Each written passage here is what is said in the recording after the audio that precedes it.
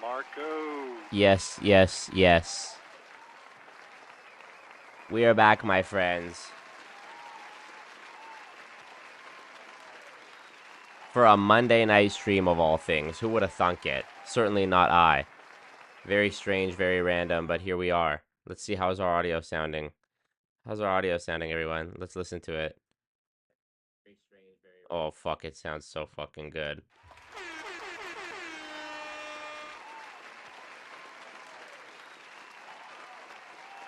I don't feel like I got shaded to the Discord. Don't worry, I'm about to post it in Discord that we're live right now. Thank you for reminding me. Tratino. Goon points towards Tratino right now. Wow, boy, oh boy, am I tired. It's just been a lot of training, a lot of editing. I got some very nice comments on the new video, the Sylvester Stallone video. Not just on the video itself, but on me looking good. Since he was 19, so big. Give it up for that. Give it up for that. We gotta money. thank you. We gotta celebrate that. Yes, the frames are dropping because for some reason I'm trying to open Discord and it won't open. Yay! And it seems to be putting undue stress on my laptop, but we'll give it a second and see. Exciting news. The goons, especially the member goons and the Patreon goons, have really been eating because 2 days in a row, like within 24 hours, I put out on Patreon the new Sylvester Stallone video, which is a 41-minute long video. It's my second longest deep dive MLM video ever. And I put the amount of work into it that I've put, like, I haven't put more work into a video since, like, the last infiltrating a pyramid scheme video. So that was a big deal. The video started off, it was kind of a slow burn. It debuted at 3 of 10, which, if any of you know YouTuber, like, metrics or what that means in YouTuber speak, when you release a YouTube video, YouTube ranks your videos on a scale of 1 to 10 based on how many views they had in the first hour. So if your video has been out for an hour, it'll say like where the video ranks out of 10 compared to the last 10 uploads in their first hour, right? Comparative to the first hour of the last 10 videos, how is this one doing in the first hour? And it debuted at 3 of 10, which I was like, okay, I thought this would be an instant 1 of 10, but I guess not. And then it dropped down the first night to 5 of 10, and I was really depressed about that. And then an hour later, you know, before I went to bed, it climbed back up to 3, and it looked like it was on an upward trajectory. And then when I woke up yesterday, it was 1 of 10, but not by a huge margin. And it was 1 of 10 all day yesterday.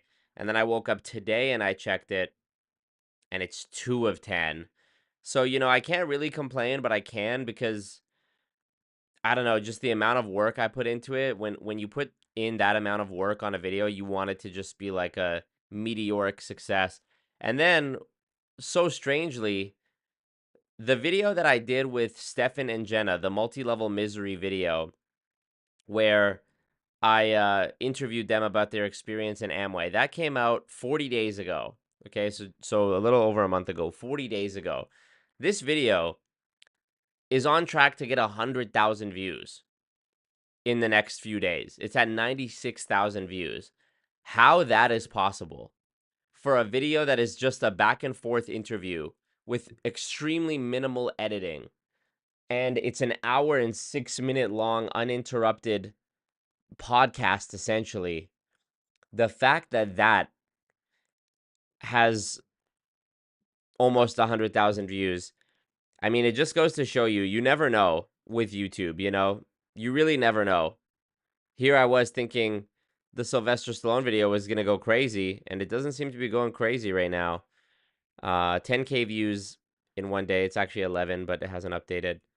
Yeah, I mean, it's not bad, but we got to make it pop a little more. Don't worry, I have some more content about it coming, not least of which is this live stream, which was inspired by And shout out to David Breer for sending me the link after I put out the Sylvester Stallone video. He sent me a link to the Eric Worre Sylvester Stallone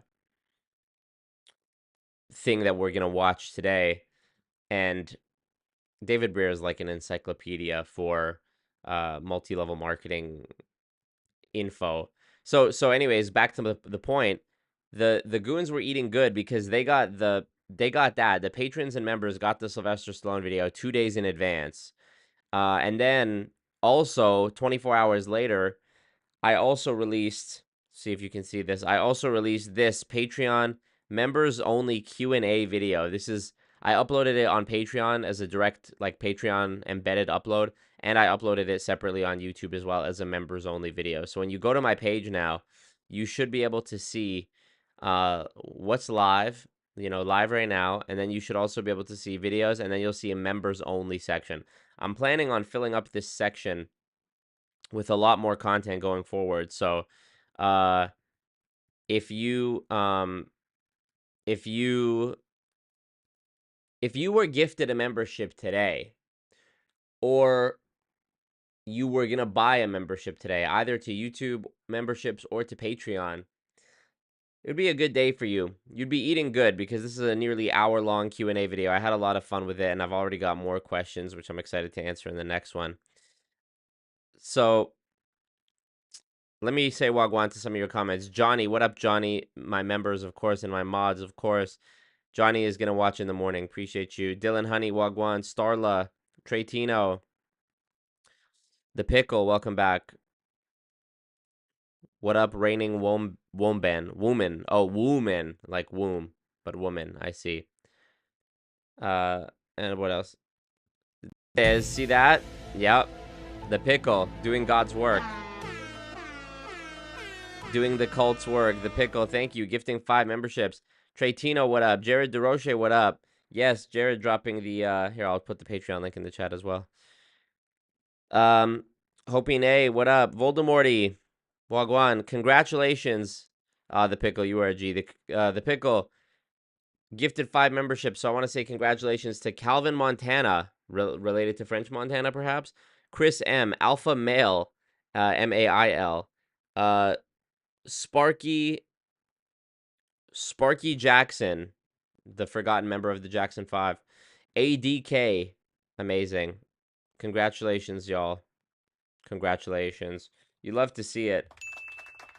You absolutely love to see it. And thumbs up the ting, of course. Thumbs up the ting. If you haven't clicked like on the stream, it helps notify people who subscribe, but for some reason don't get notifications, to get the notifications so that they see what the cult is up to at all times. Alex FPV, what up? Replay Goon, okay, got you. You love it. I'm talking to you right now, person who is listening to this on the replay at work, because it's a Monday night stream, and what am I doing? I was going to do it yesterday, but the timing just didn't work out. And I kind of wanted the video itself, the Sylvester Stallone video, I didn't want there to be any other distractions on the channel. I didn't want to like release it and then immediately do a live stream. I wanted people to just watch that. So shout out to Chase Sanders, 100%. Yep. What up, Chase? That's so Chase. Hashtag that's so Chase. I saw a comment here. I'm going to read this. Benjamin, what up? If a reaction channel goes over it, 1 million views, easy. Wisdom says, we lost my brother to an MLM company. He starved to death 3 years in. So sorry to hear that. So sorry to hear that. There is also another exciting development that I haven't talked about in a video yet, but I'll talk about it here with you guys because this is the stream, and the people who watch live, the cult members who watch live, they always get special sneak peeks and things of that nature. So I want to show you something. On my merch store, alwaysmarcomerch.com. If you go to this merch store, you will now see, let me show you. Here we go. Here we are. We are on alwaysmarcomerch.com. You love to see it. And we see all the merch. We see the beautiful Write This Down journal, the Losing Fortunes radio t-shirt, the cult member t-shirt, the anti-pyramid logo t-shirt that I'm wearing right now and on every stream, the Goon Juice mug, the anti-pyramid mug, the anti-pyramid phone case. But above that, what you'll see is this. you will see it's been much requested, and I talked about it on the last stream, and I've had this set up in my Shopify for several months now, but I just never published it. But now it is published, the one-on-one call with Marco. This is going to be, let's read the description here. This is a one-on-one call. This, I already read it wrong. This one-on-one call is designated to discussing strategies that may help you or a loved one disengage from cult-like indoctrination. I was inspired to talk about this right now after reading that comment from Wisdom Whispers. This call may also be used to discuss your current or past involvement with a cult and help you unpack language manipulation used by those involved. Disclaimer: I am not a therapist, psychologist, psychiatrist, or mental health professional. I make no guarantees about the efficacy of any strategies. I mean, your boy hits him with the legalese. We discuss to help you or a friend or family member out of any particular organization. Cults utilize sophisticated techniques that can affect individuals uniquely, and there is no catch-all strategy to free people from any specific one of them. Alternatively, this call could be used for talking about content if you want to learn how to build a YouTube channel. I've imagined it before. I've daydreamed about creating a course, literally a course about like how to get your first 1,000 or 10,000 subscribers. And I know that I would have information and like strategies that nobody else has talked about in a course before, but the optics of having a course in 2024, especially as a YouTuber who like exposes scams and talks about deception, and it just doesn't work. So I figured I'll keep all the knowledge. I'll reserve the knowledge for the one-on-one calls if people want to do the one-on-one calls about that. But this is the number one request I get every single day almost in my DMs, emails, whatever. Yeah, be compliant. A lot of people have asked, a lot of people ask me, what do I say to my friend or family member who's in this MLM? And it's an impossible thing to answer, because unless I dedicate time now to exchanging walls of text or like, you know, podcast length levels of voice notes back and forth with this person, I'm not going to be able to have enough information to know their particular situation and their relationship dynamic with that person in order to be able to actually give them helpful advice. So I launched these one-on-one calls because there are unfortunately so many people with friends and relatives in these MLM cult groups. So we have I figured I'm not a therapist. A therapist is going to charge $200. You see the price there is $49. That's 49 US dollars. So I don't know, it might be like 65 or something dollars Canadian. But with the disclaimer in place, I'm not a therapist, I'm not a psychologist, psychiatrist, mental health professional, but I do know a lot about multi-level marketing. I am well versed in the language manipulation they use, the double speak and the false equivalences and fancy language tricks they use. And so I really do think that talking to people one-on-one, I can be able to say, tell me about your friend or relative who's in this MLM.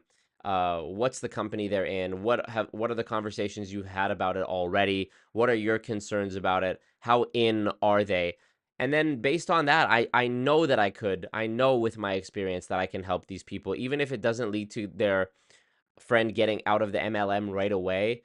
I do believe I would be able to help them at least plant the seeds of doubt that allow them to get their friend back over time, or at the very least broach these conversations in a way that don't lead to them being cut off and ostracized and having the friendship, disintegrate in a really nasty way, like what happened with my best friend and I in 2015. I wish I would have had somebody to talk to about it back then. But of course, I didn't, I would have never thought to like jump on a call with somebody who knew about these organizations, because I at that time didn't know what an MLM was. I didn't know that World Financial Group was one of these mind controlling cult groups that was actually going to, take my friend away from me. I thought I was safe to just talk to him about it, one on one. After all, he was my best friend. If he can't hear me, then, who can he hear? So Um, I know there's a need for this, and you know, it's there as an option if people want it. So it's very tough. I even took a screenshot today. That Amway video that I mentioned with Stefan and Jenna has yielded a lot of screenshots in my phone from the comments um, of people sharing their own stories, and I just want to read you one that I screenshotted this morning. This was only like a few hours ago. This person commented, I have been clearly, kindly, and succinctly communicating the 9 million red flags in Amway with my brother, who has been in it for 4 years and recruited 2 of my brothers. He doesn't care. The cult think is too strong. This is true, and it's a real shame. It's really sad and really difficult, but this is the truth, you know. Um, so I'm hoping I can help more people with this, and I know the calls will help those people, and the money that I make from the calls will obviously help me. So it's something I can feel good about. So yeah. Walter Turner, I would actually prefer a one-on-one call with John Smith and Tom Thompson and Phil Johnson, but it was $250 for 10 pre-recorded minutes. So true. What up, Susie? How did Susie not get gifted a membership, you know? Congrats, Alpha Male. Question, Alpha Male. Did Chris M, did you guys get notified? Because you guys weren't in the stream, you weren't in the chat, like watching this before you got gifted, right? So I'm curious to how that process works. Did you get gifted? Did you get an email telling you you'd been gifted a membership to Always Marco, or how did it work? How did it show up? James Bennett, what up? What up, Danielle? Chris said, this is rough. Trying to do homework and enjoy the stream, but gotta have the winner mindset. Can't miss out on the knowledge. Winners never quit, gang. So true. Knowledge. DTI, I think you doing those calls with people is a good idea. Thank you, DTI. Marco, what up, Sukhbir Singh? I came in as it was gifted. Nice. Mythic, what up? Mythic is a member. I had to restart the stream. Notification in the live chat is how I found out. Nice, nice. I also chipped my tooth yesterday. I chipped my tooth. The worst tooth you could chip. Here, you would have never noticed it unless I pointed out, but I'm going to point it out. You can't even fucking tell. You can't even tell. But yeah, I was in the gym. I like leaned forward while I was talking to my boy.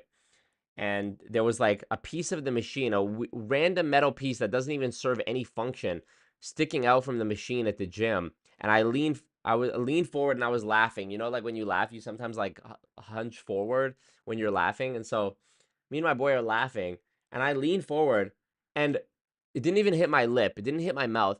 It I couldn't have aimed it better, you know? I couldn't have tried to hit it on my tooth the way it did. But it just so perfectly, my tooth so perfectly and precisely hit this piece of metal that was sticking out at the exact microscopic, you know, angle and position to perfectly chip off the corner of my front tooth, which is fucked, but Danielle know. Watson donated 10 Canadian dollars. Thank you, Danielle. Pitching in to fix your Yes. tooth rolling on the floor laughing. Thank you, Danielle. Yeah, I immediately went to the dentist afterwards. And I got in, and they told me that they could use the, like, what's it called? You know, it's like epoxy resin. It's called composite, and it's like a little gel that they mold a missing piece of your tooth out. You know, they fill in the shape basically. It's like a filling, and then they use like a light or like a lamp to like cure it. You know, it's like acrylic.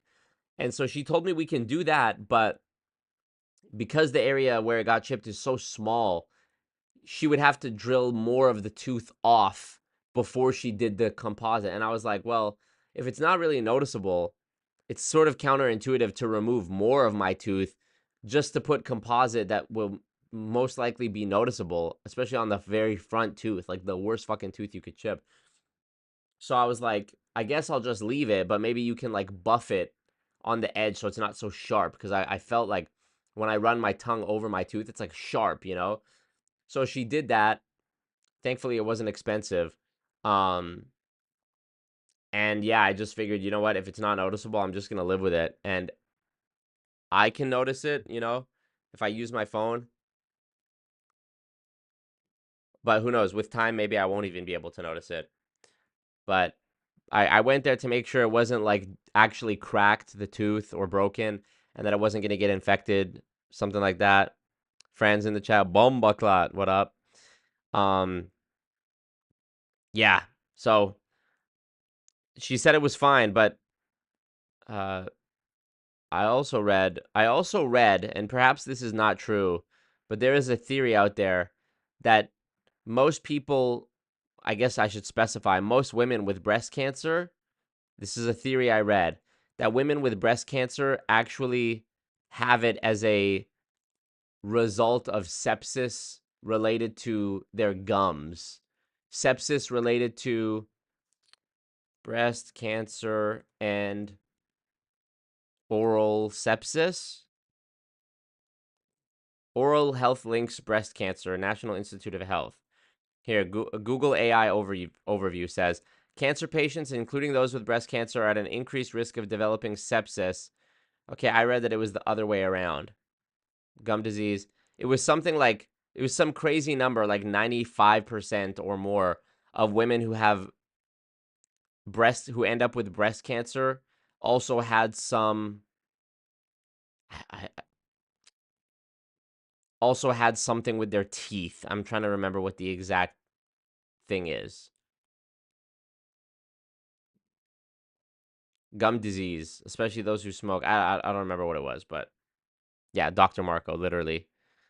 Prefacing on the front and back that I don't know what I'm talking about. Mike Tyson, Jake Paul. That happened. Waste of time. Marco on Netflix to box Tyson next. Yes, so true. Binge your videos with my roommate, said Mythic. They said you need a Netflix documentary. Hey, Netflix, put the bag up. Put the bag up, Netflix. That would certainly help with my risk of legal issues as well. If it was a documentary made by Netflix and going through all of their legal channels, that would definitely be helpful. Write this down. So true. Walter says 20 people still haven't liked. Make it make sense. Yep.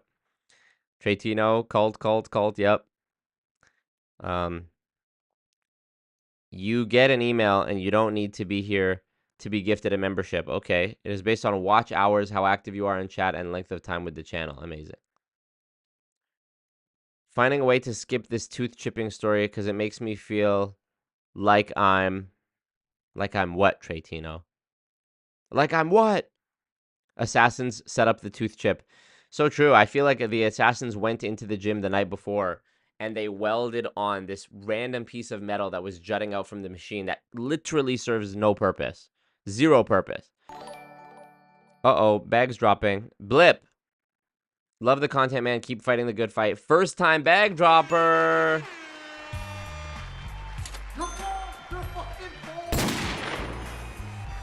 Money. God did. It's all about residual income. Billions and billions. I mean, what is going on?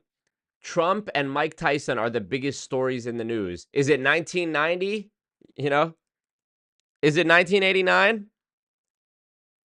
Shout out Mike Tyson, man. He got his money. That's all I can say. He got his money.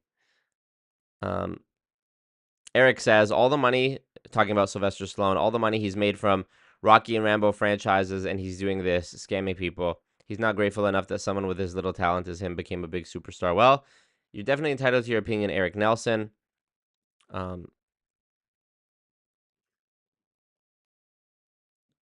Danny, you're not too late, Danny. Danny, the issue isn't your lateness. The issue is just your overall absence from live chats. That's the only problem, Danny. Just playing. The pickle says my chip tooth been there for 15 years. You get used to it. Okay. Plus its character. Yeah, I'm definitely getting some character out here in this chapter of my life because I have a little scar on my hand as well as here on my elbow, and perhaps it's on my leg as well. Yep. From last month when I was in Bali. I was in Bali temporarily filming a very special 100K subscriber video, sort of cinematic video. And this video It's going to be coming out soon because we're almost at 100K. Blip. Second time bag dropper. Let's go. See?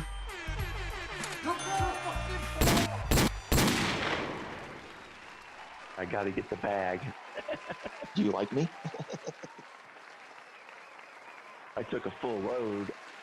Blip has now felt the ecstasy of having his name said by a YouTuber. Not just any YouTuber. Always Marco, YouTuber with nearly 100,000 subscribers. He's felt the joy of donating and feeling his name called out on a live chat with millions and millions of people watching. And the endorphins in his brain have spiked to such a level that he's addicted to it now. He's in a feedback loop. And he had to drop another bag. And he's going to drop another bag and another bag and another bag. Because it's the right cult thing to do. And maybe maybe next time he's going to say, you know what? Here go. The meme of LeBron. Here go 2 more for y'all. You know that meme? Where he's like, here go. When LeBron invents the deluxe CD. He's like, here go 2 more for y'all. It's just an addicting feeling. Ask anyone in the chat. Ask anyone who's dropped a bag before and paid their goon tax and is part of this cult. They love it. They feel amazing. It does feel amazing.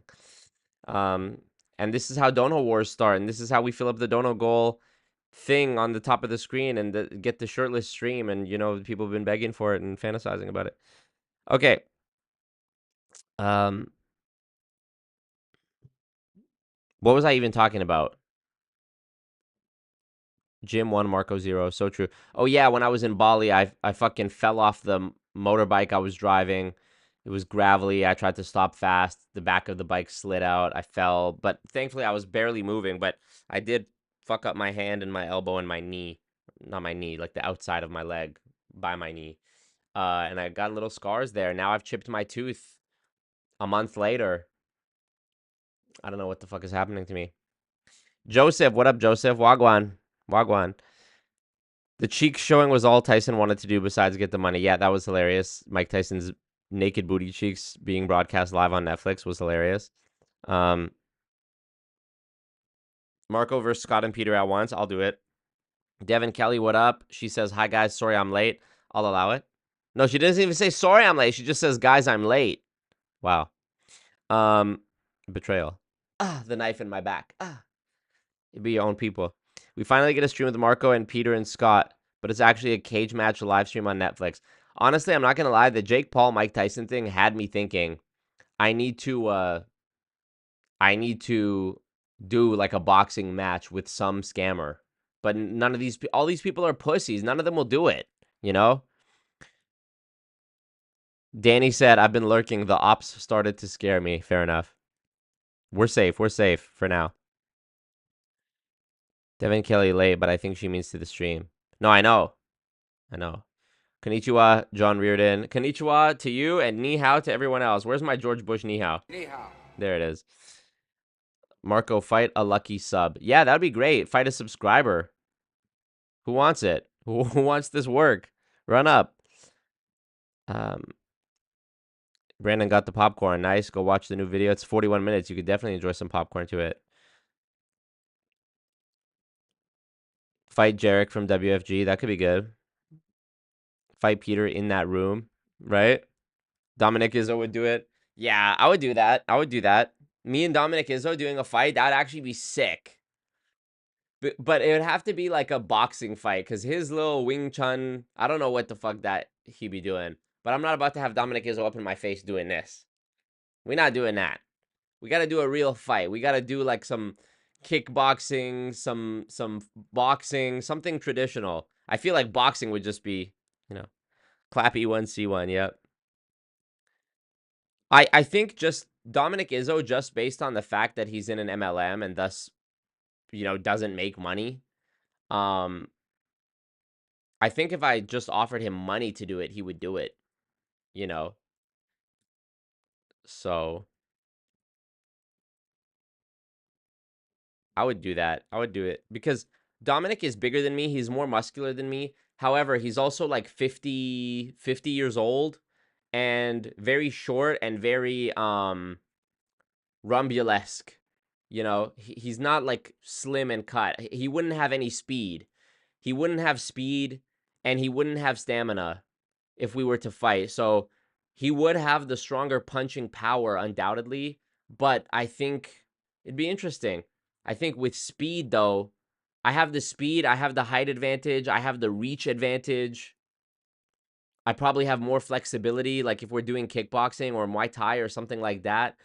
Definitely, I could just keep my distance and kick the shit out of his legs, probably. You know, maybe he has really good flexibility. I don't know. I've never seen him put his leg up. That could be good, though. That could be good. You know, and sell it as a pay-per-view. That'd be sick. Yeah, I would do it. Please let him Karate Kid you. He would have so much fun. Poor man. Yeah, not an appreciate you, Breezy. Appreciate you, big dog. Marco got that dog in him. It's like a little chihuahua, you know? He'd be huffing and puffing. Yeah.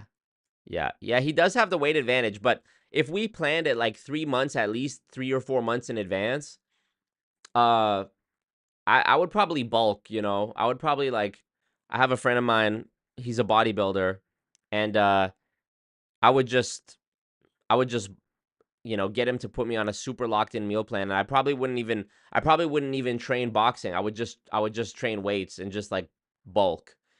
I'm about to start bulking right now, actually.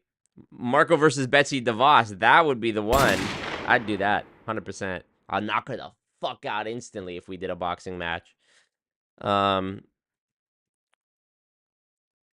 Appreciate you, DJ Legacy Music. Devin says, my best friend is super tiny, so she calls herself my attack chihuahua. Yep. Marco's gonna get juiced. I'm debating it. If I was to do steroids, I would be honest about it. I wouldn't be like, no, I'm all natty. I would just tell you guys, yes, guys, I'm juicing. But right now, I'm about to start bulking without juice, because I've been going through a fat loss phase for the last couple of months, which you probably... Are you sure you can't fucking tell that my tooth is chipped? Nah, you can't from this distance. I've been going through a fat loss phase these past few months. And that's partially why I'm so tired. It's been so hard for me to wake up in the mornings. Never mind if I'm doing a stream. It's been really hard for me to wake up because I'm just so exhausted.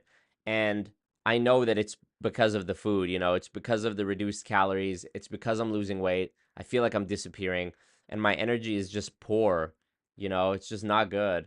And the gym training I've been doing has been to maintain muscle as I lose weight. But you're not really building muscle in this calorie deficit. So I have a few more pounds I can afford to lose. I think I can afford to lose 5 more pounds. And when I do, I'll be really fucking peeled. Like, even right now, I have visible abs for the first time since I was probably, as I said before, 19 years old. And when I was 19 years old and I had abs, it was just because I was so skinny. There was no actual muscle definition there. So that I mean, that's the good news, is I'm more muscular than I was when I was 19, and I have visible abs. So it's much more impressive than the physique I had when I was 19, which was just a fucking skeleton. And then after the body fat has been eliminated to that level, yeah, I'm gonna increase the chicken and rice. Just I'm gonna need to start drinking the calories too, because I really suck at eating enough food. I'm gonna need to. I'll just buy a blender right quick and start making like. I'll make the fucking. I'll make shakes. You know, I'll put some peanut butter and bananas, and I'll make the Sylvester Stallone protein powder. Protein powder, 4 ice cubes, banana. That's it. No, I'm joking, but yeah, I'll have to start drinking like. You know, drinking protein shakes designed to help me hit that calorie goal, so I can bulk. But it's certainly a big change. I mean, I see it in my face when I go back and look at old clips. Perhaps I can pull up a side by side just to show you. If I pull up like a reel, here, let's pull up a short. Let's see. This is a short that was filmed a year ago. So let me see if I can pull up. Here, let's see this. If I go here and I show you this, I mean, Oh fuck, I don't want to open Apple Music right now. Fucking fuck. Can we even really tell though? Yeah, you can definitely tell. Look at my face. My face is a lot slimmer, but perhaps it'd be better if you go and watch on your go make comparisons on your own and see like if you can tell, but I can definitely tell. Amway has an amazing protein powder just for you. Yeah. Yep. Amway has stuff for the whole family. You know, I'll buy my wife some Amway artistry makeup and skincare, and then I buy some Amway protein powder. It's going to be amazing. Affordable, too. Let's see. I'm going to read your comments. But yeah, I would consider getting juiced. If like a year goes by and I'm not, you know, and I feel that I haven't made my natural progress the way I want to, then I'll definitely start taking some testosterone or something. Scott and Peter are gonna clip you saying you'd knock a girl out. Well, Scott and Peter have said a lot worse about women, so I'm not too worried about that. We don't want Marco to die at 30 from a heart attack. Yeah, that's true. DJ Legacy, you will be amazed. I see your comment about requesting me to look at a certain MLM. I'm gonna screenshot it right now actually because I'm gonna use it for the video during the segment where people ask me to look at that company because I am. Let me just say that. Marco ready for that winter bulk. Yeah, winter arc.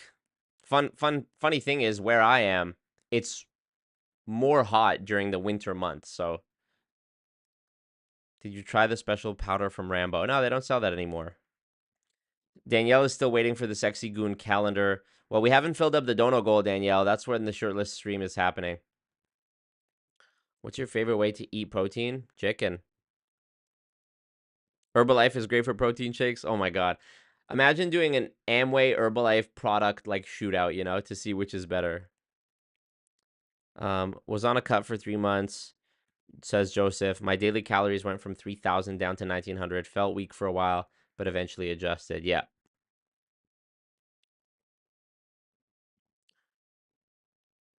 Bulking right now for the calendar.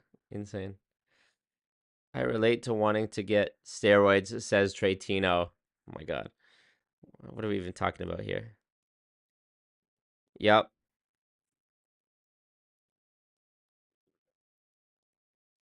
I'm doing a, I shouldn't like talk about this when it's not going to come out for a while, but there is a story that I'm going to make a video about, and it is about how Amway tried to rip off the Dyson vacuum. They tried to steal the idea from James Dyson. And there was a lawsuit between Amway and Dyson. There was a settlement, and it's very not known about. You know, your boy hits you with those MLM stories that people barely know about, like the Sylvester Stallone MLM. I mean, go watch that video if you haven't seen it. The amount of work, research that took. I started working on that video back, I think, in July, and really like researching and scripting and stuff in August. And then time went by. I was working on some other things, and then finally I put it together. I used to sell isogenics protein, says DJ Legacy. Good times. So funny. Comeway. So true. Tyra Banks MLM. What was that? Tyra Banks had her own MLM makeup line. Oh no. Tyra Beauty? Please tell me this isn't true. There's an article from 2016. I made a whopping $27.75 selling Tyra Banks beauty products. Oh my god, I could do a video about this. Oh, there's already been a video about it. Madison, Cruel World, Happy Mind. Madison, I guess, made a video about this 4 years ago. It has 270K views, so it seems that it's already been done. It's already been done.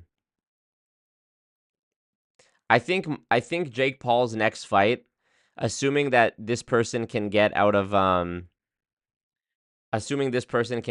the legal conundrum that they're in, I think Jake Paul is gonna fight Andrew Tate. That's what I think. Jake Paul, Andrew Tate face off. They even did this little video. I don't know where this was. 2 years ago, damn. Yeah, this is Jake Paul with the Armenian guy who's like the guy that you're seeing on screen right now is like the Armenian guy, I forget his name, that Jake Paul is partnered with for his fight promotion company, MVP Promotions, or I guess MVP, just Most Valuable Promotions. MVP Promotions would be Most Valuable Promotions Promotions. It's like how my grade 6 teacher used to say, this is FYI information. So this is for your information. Obviously, it would sound weird, though, if she said, this is FY information. But she should have just said, this is FYI. Anyways, so I guess I should have said MV Promotions, but that sounds stupid. So, look, they did this video.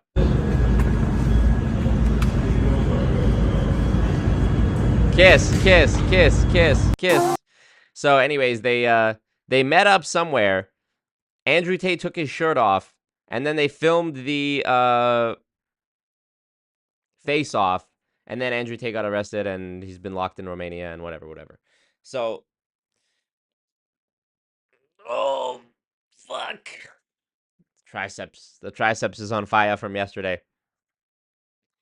So they did the face-off. So I don't know. I mean, I can't really think of...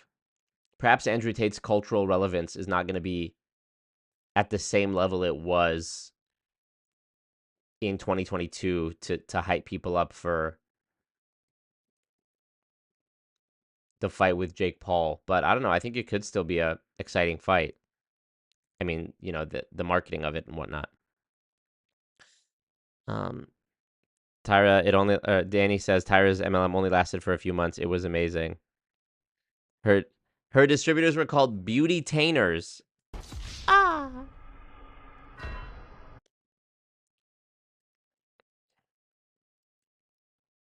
Stick makeup you put on your fingers instead of brushed. You're kidding me. I've never made a video on 4Life, Cully's, Charles. Tyra's MLM is a core memory of mine.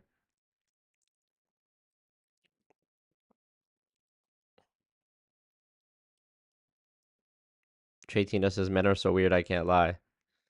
What's even weirder is 90 people watching, only 79 likes. What's even weirder is I'm still not at 100K fucking subscribers. Explain that one to me. 99793. That's how many we have. Literally, I need 200 more.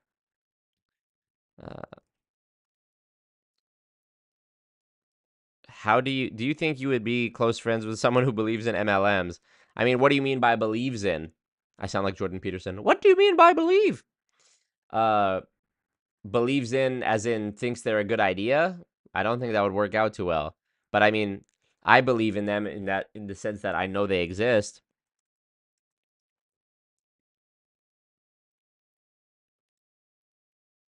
If Amway had started doing vacuums, we wouldn't be here today. The world would be decimated. It'd be like in Spaceballs, you know, the scene in the climax of Spaceballs, where there's like the giant Statue of Liberty vacuuming out the atmosphere from the Earth's from the glass dome that's around the Earth.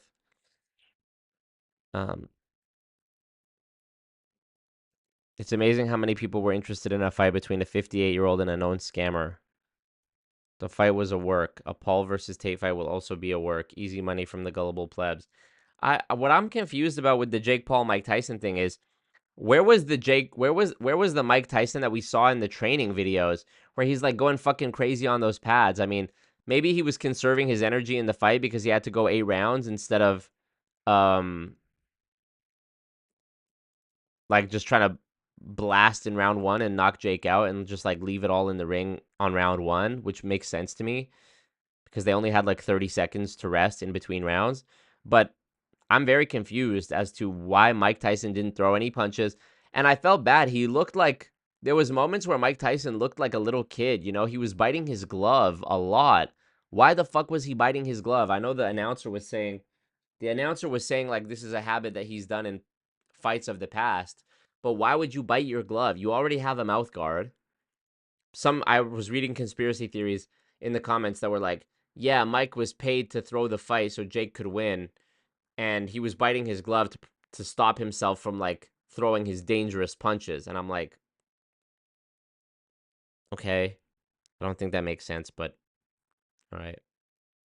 Yeah, Mega Made, guy incognito, Mega Made. I have seen the Slave Circle documentary, definitely worth a watch.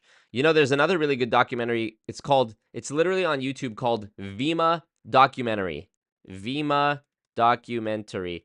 And it's a crying shame that this video only has 52,000 views. 8 years ago, 52,000 views. This is such a well done documentary. It's an hour long about Vima. You know, all your favorite characters make appearances. Alex Morton, Bob Proctor. We love them. I'm going to post this in the Discord right now in the recommendations tab. Also, you guys should know that if you join the Discord, you have to click the little green check mark emoji to verify that you're a real person. Because I sometimes see people join the Discord and then they leave immediately after, and that tells me that they joined the Discord, they saw no content in there, and they were like, oh, this is nothing, and then they left. But you need to press the green check mark in order to verify yourself, and then all the channels will appear. Slave Circle is not to do with Nexium, it's to do with Cutco, I believe. Brandon L. No, I don't think I'd be able to be friends with somebody who thought MLMs were a good idea. Unless they were, you know, I met a guy at the gym a couple months ago at my fight gym, and he was asking me, like, I told him what I do for work about, you know, make videos about MLMs, and he was like, oh, they're legal, but they're just unethical, right? So that was like him just sort of being naive to it, which I'm not offended by. And I tried to explain to him, I was like, well, it's kind of a loaded question, you know, like, technically, yeah, they're legal, and they're certainly unethical, but really, if we're gonna get down to what they are, no, they're not legal, because MLM is legal, but pyramid schemes are not legal. Pyramid schemes, Ponzi schemes are illegal. Well, if you really start getting into the weeds of breaking down what an MLM is, and what any specific MLM does in practice, you will find out that they are just pyramid schemes. So no, they are not legal, because what they're doing is illegal. You know, they're just calling themselves something different, and that thing that's different, the different name, has been deemed legal, but there is no distinguishable. As a matter of fact, MLMs are worse than pyramid schemes or, you know, a cash Ponzi scheme.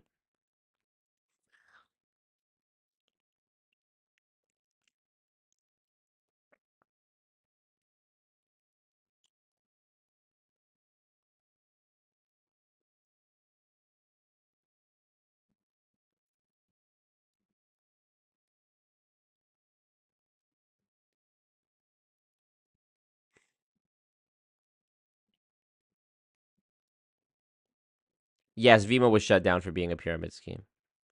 Movie night? Yep. I don't know about movie night for the Vima video.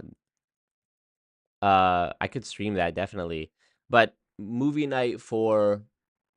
I haven't done a movie night in a while. We still have to watch Thank You for Smoking. Do the green check mark for me to empty your savings and bank account. Yep.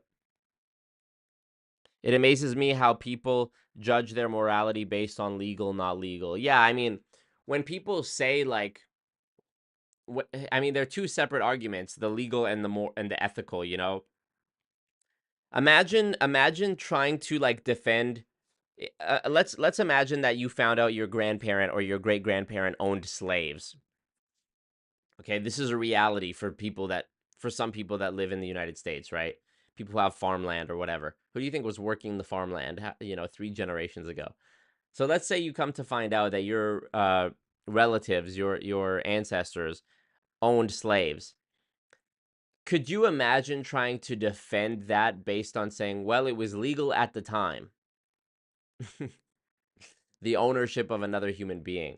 It's such a bad faith argument, and it makes you look like a slippery, unaccountable trickster. You know, it makes you look like your intentions are bad, because you're not actually arguing about the substance of the argument. You're arguing about whether some government, which was certainly racist at the time, and I mean, you can make arguments still, but a government that said slavery was legal and that, you know, people of color were 3/5 of a normal person, for example, which was obviously wrong and nonsense. trying to argue it just based on the fact that those people who are far less educated than us in 2024, well, they weren't doing anything illegal is nonsense, you know? Because even at that time, without them having the scientific advancements to know that the whole 3/5 thing and the biological excuses were nonsense. I mean, they knew it was nonsense back when they fucking said it. And it's not like it was some innocent naivety. It's not like they were some tribe 5,000 years ago who, you know, somebody's child died and then coincidentally that day it started raining and the only thing that they had to compare to rain was tears falling from their eyes. So they assumed that there must be some giant gods in the sky and the rain was their tears, and that because their daughter died that day, now this means that in order to trigger rain, we have to sacrifice somebody's daughter. And then the god will cry on the grass and the crops will grow. To them, that was a totally reasonable explanation. That's an example of them believing something because they didn't know better, you know? With slavery, that wasn't the case. So when you're arguing something like, well, it wasn't illegal, it's like, okay.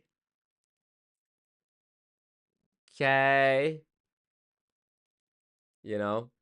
And as a matter of fact, if you think that, I mean, who was it that said this? Dr. Kevorkian, I think.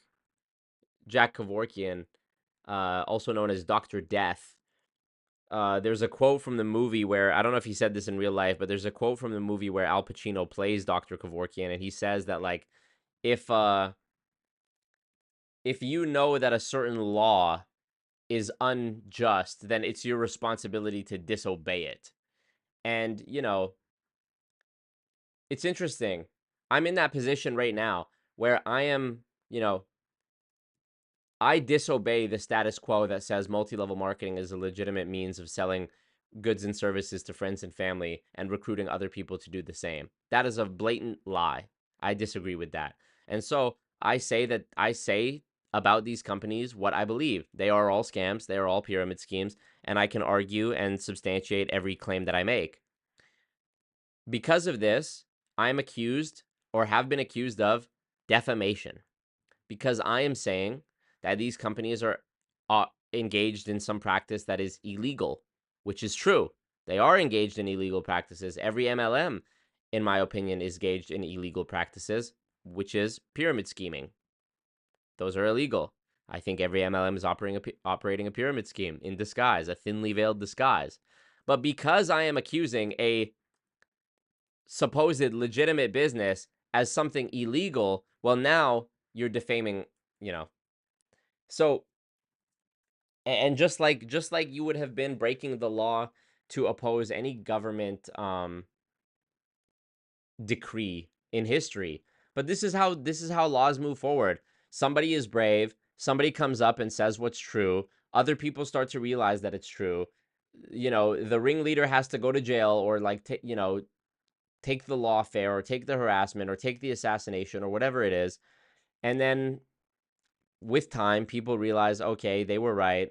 People start to demand change, and change happens.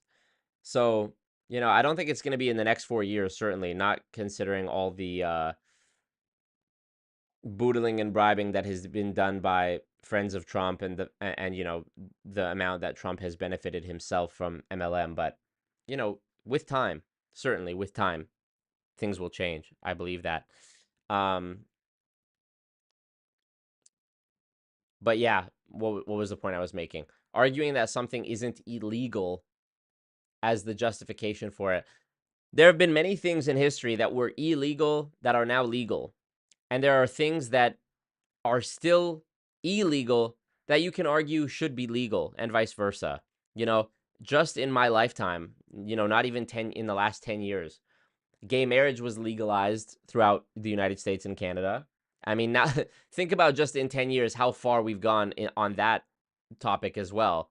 You know, gay marriage getting legalized 10 years ago, and now look, people are arguing for their children to perform life-altering surgery. That, you get me. It's gone quite the lengths in a very short period of time. Cannabis was also legalized. You know, there's weed shops all over the place now. And that was unthinkable 10 years ago. You know, people were still like, oh shit, the cops are here, you know, hide the weed. So that's also a dramatic shift in legislation. And people for years and years and years and years prior to weed being legalized were saying that it's harmless and that it should be legal and whatever. And likewise, there are certain things that should be illegal that are legal, and MLM is certainly a one of the most pressing and prominent examples. But you might have heard me talk before about how I'm going to do a video one day about why drug dealing is more ethical than MLM, because you could be, in theory, you could be an ethical drug dealer. You could be someone. No, Siri, I'm not talking to you. You could certainly be an ethical drug dealer. You know, you could be someone who is, to the best of your knowledge, not selling anything that's going to kill someone. You know, you're not purposely lacing your product with harmful, you know, like fentanyl and stuff like that. And you could very well be someone who says, okay, I'm only going to sell to people who are well-to-do people who maybe they like to party on the weekend once in a while. Something like that. You know, people who have jobs and cars, and you know, they're not like in the streets. You know, you're not taking advantage of someone. You're doing a willing exchange. Someone wants to buy what you're selling and you sell them that thing. That to me is despite the fact that it's illegal, it's a fair exchange. The customer had their expectations met. I think this is the basis of fraud, is expectations. If you tell somebody, here's a delicious glass of water, and they drink it, and then they find out, oh, actually, this has been poisoned, and they die. Well, that was a fraudulent offer on the part of the person who offered the water, because they left out the key element, which is that, yeah, I've laced this with poison, and you're going to die. That's murder. However, if they had said, do you want to drink this poisonous water?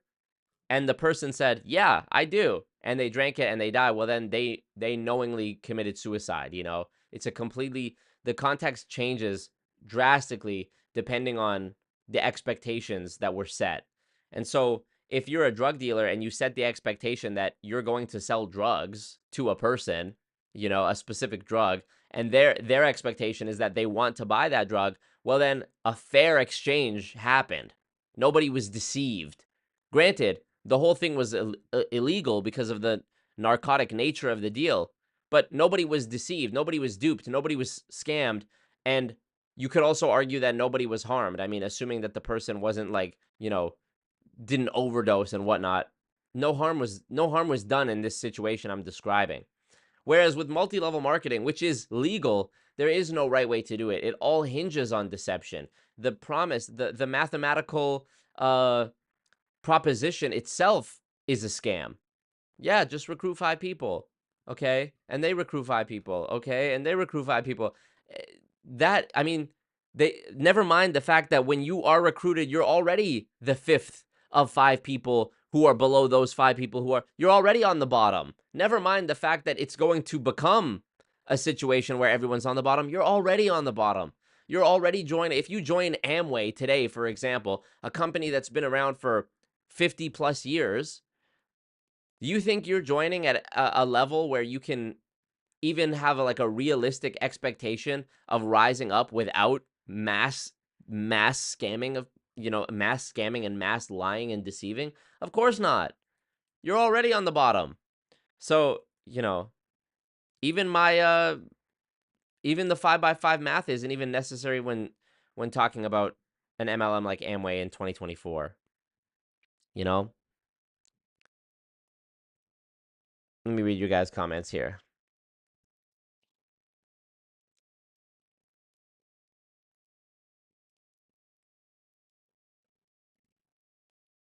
Yeah, legal semantics loophole, 100%. It's amazing how little semantics loopholes and doublespeak can be so powerful, you know? It's like,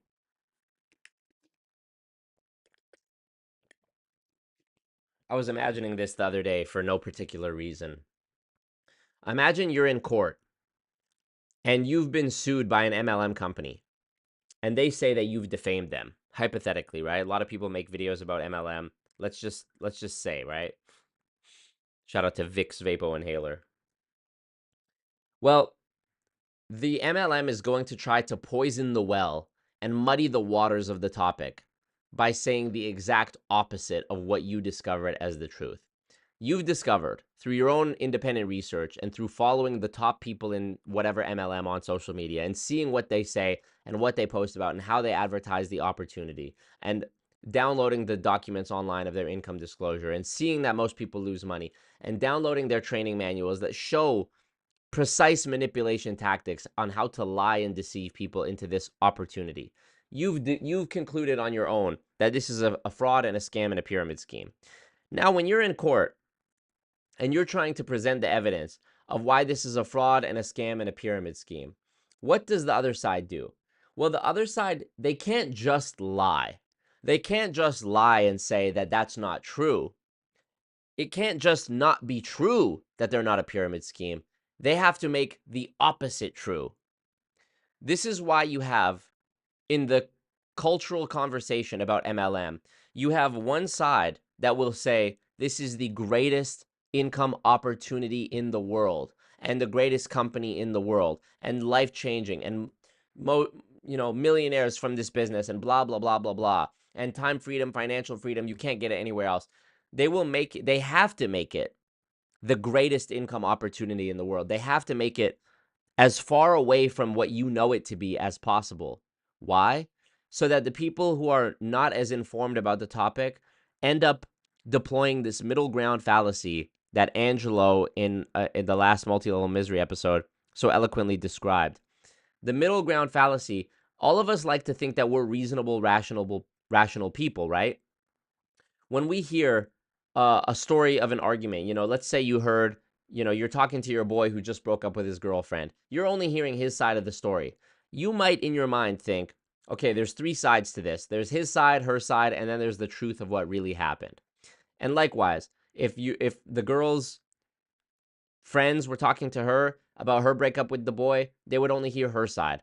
And likely the girl's friends would all think that her ex was a piece of shit, and the guy's friends would all think that his ex was, the one to blame. Rarely do you ever hear people say, yeah, my relationship failed because I fucked up. Or, it's rare. You always hear the same things. He was a narcissist. He was manipulative. He was controlling. That's like the favorite buzzwords girls like to use when they break up with a guy. And when guys break up with girls, it's the same thing. Why'd you break up with her, bro? She was crazy. Okay. It's like, you already know 90+% of the time what either party is going to say when they break up. But us as like an objective third-party observer, we would likely go, okay, the truth is probably somewhere in the middle, knowing that this is how most people think. MLMs will try to get you in the middle ground by claiming that no, we're not a fraud. We're not a scam. We're not a pyramid scheme. As a matter of fact, we're the opposite. We're the most amazing company. We're so legitimate. We're highly regulated. We've been around this many years. We have this many awards. Did you know that this celebrity person that you love is a spokesperson for us? Did you know that this person and this person were involved? Did you know that we had the former, government representative that was a member of our advisory board? Did you know that the former FTC person is one of our board of directors? Did you know that blah, blah, blah, blah, blah? And they will just try to dazzle with how legitimate they are. They will try to plant doubt in the minds of not only the judge, but let's pretend that in this hypothetical situation there was a jury. They're going to try to make those people go, well, I get what is being shown to me about how it's a scam. I see the numbers showing me that people are losing money and that the math doesn't math, and that the people on social media in the company are telling all these audacious, ridiculous claims about the millions you can earn. But on the other hand, how could that be true? How could those things be possible if all the other things are true as well? This celebrity did speak highly of it, and there was this, FTC person that worked for the company on the board, and they have been around a long time, and they have done this and they have done that, and they did donate this much to charity. So maybe those statistics that were shown to me, maybe those were cherry picked, maybe those have been misrepresented some way, maybe this investigation was just done on a bad subset of the people who are in this company, and it's not the whole company. Maybe there was just bad actors in the company. This is so, you can see now how people trying to be rational about this are actually just being confused, because there is a truth. There is one objective truth, which is that they are scams, they are frauds, they are pyramid schemes. It is their strategy to try to pull you back towards this end of the spectrum by planting doubt in your mind. All of those things that they talked about, the former FTC person working for them, the celebrity that was speaking on their behalf, all of those things have one thing in common. They can be bought. They can be bought. Oh, we were featured in Inc. magazine. We were featured in Forbes. You can buy that. You can pay for that. As a matter of fact, Forbes will likely reach out to do a story on your company once you have a certain amount of money. And so long as you haven't been exposed for obtaining that money by scamming, you can very well end up in Forbes. Sam Bankman-Fried was on the cover of Forbes. And Fortune. And he was a scammer. Bernie Madoff was one of the most well-respected people. You know, Bernie Madoff was Wall Street. You know, he was the chairman of the NASDAQ at one point. He was about as decorated and legitimate a person in the world of finance as you could be, in the Wall Street world as one could be. And he was a scammer as well. He was running a Ponzi scheme. Simple as that. So they have to rely on trying to poison the well. And it's very important that if you were in this situation, you need to point out not only the stats, but you need to point out the strategy that is being employed by the other side to try to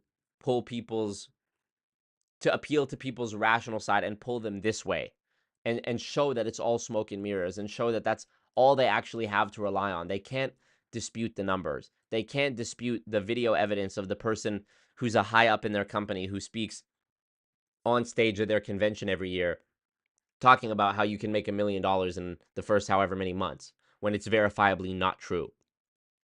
You know, you have to be able to anticipate them saying, oh, well, you know, that was just that distributor, but that's not everyone, and we're very disappointed, and they weren't following our strict ethical guidelines, but we can assure you, government, judge, whatever, that we're going to take measures to ensure that this doesn't happen going forward. Wink. In order to get away with the most atrocious acts of evil, you have to say that it is the opposite. You know, you have to have some inarguable justification and defense for it. This is why you see religious tactics being employed in MLM so often. Because if you believe that God, the all-powerful, omniscient thing that is the source of all there is and ever has been, if you believe, and you can make others believe, or you just argue even, that God is the reason for you doing this, God wants you to do this, and that you're doing the work of God, well, how can someone argue? Because now you're arguing against their religion that they've had likely since they were born, that their parents taught them. You're arguing against like the structures by which they've lived their life since the beginning of their life. You're arguing what they understand reality to be. You know, if someone believes that reality is a creation of God, you know, some magical wizard in the sky. I don't mean to offend anyone, but let's say that that's what somebody's image of God is a guy, you know, an old man with a beard and a white robe who's like watching down and being like, okay, yeah, they're going to win the football game today, whatever. And then they've tied that in with their multi-level marketing beliefs. Well, you can't separate one from the other. You're going to have a very difficult time trying to get that person out of the cult indoctrination, unfortunately. So, yeah, you have to call it the opposite. And this is what doublespeak is. The doublespeak that's employed when you show an MLM is a fraud, a pyramid scheme, a Ponzi scheme, a scam. The doublespeak that gets applied to it is the greatest income opportunity in the world. Magically, with the power of words, a scam, a proven scam, where virtually 100% of all people will lose money during the course of their involvement, is now flipped and called the greatest income opportunity in the world. You can't just not be the thing that they told you that you're accused of. You have to be the opposite, because at the very least, you're going to diminish the negative suggestions that have been made about you by claiming the opposite. You can't just deny it outrightly. I'll give you a different example. Let's say you were a juror in a court case between two romantic partners, and the woman claimed that the man had punched her in the face in a domestic dispute. Okay, and now she's pressed charges against him. She claimed he punched her in the face. He claims he wasn't anywhere near her at all, and they had no physical contact whatsoever. You might say, okay, there's his side, there's her side, and there's probably what really happened. Somebody is lying here, or they're both having they're both not remembering correctly. So maybe the truth is he's lying, maybe she's lying, or maybe it's somewhere in the middle. Maybe he didn't punch her. Maybe they were in a scuffle and he pushed her, and now he's trying to diminish it and say that he didn't touch her at all, and she's trying to make it sound as bad as possible and saying that he punched her when really he pushed her. What is the truth? Let's just, me and all my fellow jurors, let's just try to reason this out and come to the middle ground and find the most reasonable solution. Maybe the solution is that because we don't know, we should just get them to, sign mutual agreements that they're going to stay away from each other, and there's a no contact order and, restraining order, whatever. And then during this deliberation process, let's say a video comes out, a video is discovered, and the police found out that actually there was a Ring camera in the home that was recording the whole thing. And you saw what actually did happen. And now you see that there is no more his side and her side and the truth. There is just the truth. And you see that in the video, it shows, as a matter of fact, he did punch her. Or it shows he told the truth. He wasn't anywhere near her. Well, now you would realize that objectively somebody lied. And there was one truth. But in the absence of having the actual truth proven before us on video, we are left to conclude our own theories, which often, because we're trying to be reasonable, leads us to going, okay, maybe the truth is somewhere in the middle. You get the point that I've made. This is very difficult to do with MLMs, because even if you do show them the objective truth, even if you have knocked out all of the deflecting and doublespeak and gaslighting that they're going to use to try to distract you and say, look over here, we've been around for this many years and this celebrity promotes us.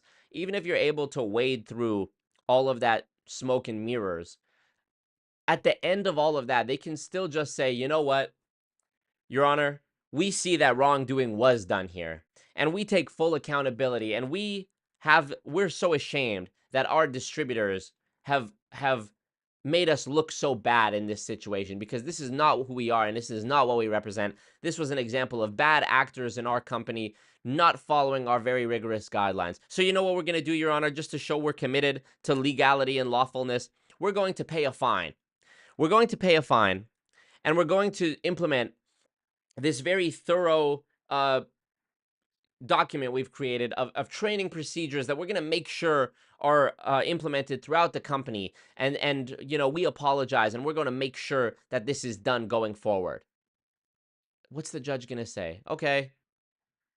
Is the judge going to be like, no, I don't believe you, shut the company down? Then they're going to appeal it. Then they're going to say the judge was being unfair. And it's on and on and on. So this is how these companies just get away time and time and again. And by the way, all of this is under the very naive assumption that you even made it to the point where you were at a trial and you were able to argue these things. We have a lot of work to do, We have a lot of work to do. I wish there was 1,000 people publishing 1,000 videos every month about why MLMs are scams, because then it would be, it'd be a wider net being cast, and there wouldn't be such visible figureheads like myself that are just easy targets. Okay, silence him, sue him. If everybody was releasing a video that got 500 views, 1,000 views about MLMs being scams, just telling their own story about MLM, which those videos do well, by the way. If you're a YouTuber with 100 subscribers or 0 subscribers and you were in an MLM, doing a video story time about your experience with a certain MLM is, you know, just be careful with your language. You're likely not going to get sued because you're not having enough of an impact with your one YouTube video that got a few thousand views for them to even think it's worth it to sue you. So imagine if everyone was doing that, you know? Yeah. Anyways, I ranted too much, but let me keep going. And I mean, it's so it's prevalent. I said this on a stream before, and I think a couple people caught on to what I was referring to. But there is a term, and I said this before. There is a doublespeak term that is probably the most prominent doublespeak term that's in use today in like popular culture and media and whatever. And I'm not going to say what the term is because it would likely get me you know, if it didn't get me canceled, it would certainly get some people mad at me for talking about it and pointing out even the fact that it's doublespeak, because many people have been so thoroughly brainwashed already by this thing. But why did nobody ban Curtis Barner so long ago? Commenting zzz with sleeping emojis several times. Curtis Barner, go fuck yourself. He's commenting like the sleeping and the peace out emoji like at several different minute intervals. It's like, bro, you could have left at any time without putting the comments. Go fuck yourself. Yeah, there's an example of doublespeak that is so prominent today, and I could break down every single word of it and show why the opposite word is actually the truth. But y'all not ready for that conversation, you know? I'll just keep it to simple examples that everyone can agree on. It's not torture, it's enhanced interrogation, you know? It wasn't, we didn't bomb that country. It was a preemptive counterattack. We didn't bomb that country to steal their oil and natural resources. We liberated them from an evil dictator. We gave them freedom. We freed them. You know? Okay, I'm reading your comments now.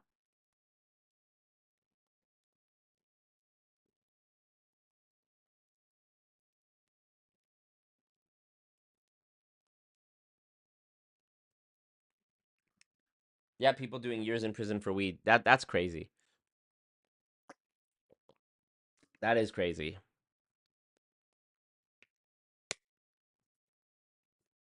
Birchified. Quote, there is no sign that says no hammocks. A guy in a hammock on a city bus. So funny. True. Pickle says, I flushed the sack down the toilet in high school. Oh, young and dumb. So funny. Because cops came to the door. Alpha Male says, I'm 45, and at 25, I'd never imagined getting weed at a store, right?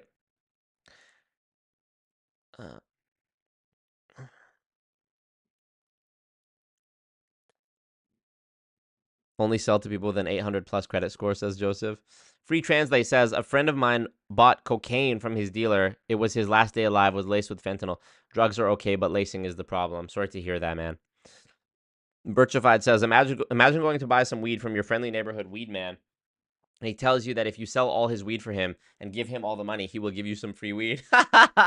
Yeah, basically, that would be a funny skit, too, if drug dealing was an MLM. You could always have them sign an agreement with poison water buried in 15 pages of fine print. Yep, that's true.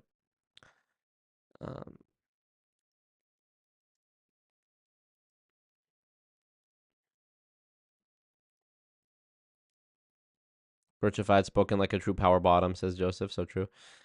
Devin says, I'm sorry to hear that. Free Translate. That happened to my good friend last year. Bought a painkiller off a coworker for a toothache. Wow. And my friend's brother 2 years ago. Shit is an epidemic. So sorry to hear that. I mean, why do drug dealers lace their drugs? Like, if you kill someone, they can't buy from you again. So what the fuck? Bad business, right? Free Translate said, my husband is anti-drugs, I'm pro-drugs, but we both do agree human greed destroys the outlook of drugs. Lacing the God-given medicines the earth has given mankind is just disappointing. Yes.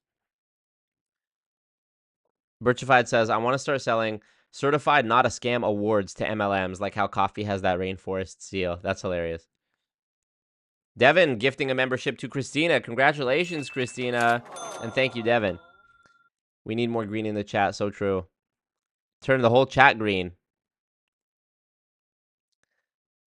Danielle says, quote, God put this business in my life, and I just have so much faith in him and my future in this company. Yep. Devin says, my God is the Goon calendar. Amen. Benjamin says, Robert Fitzpatrick mentions this. Multi-level marketing is a worldview. Yes, Ponzi-nomics, he calls it. Legend Gaming, what up, Legend? Wow, Legend with the maroon. What is that color? Maroon. The mauve colored star in the chat because he's the quadruple OG.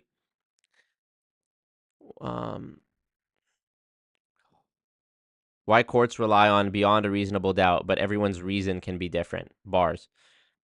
Did you end up getting a new camera or pay more to keep the ring? Neither. The ring is just doing its thing, constantly recording me.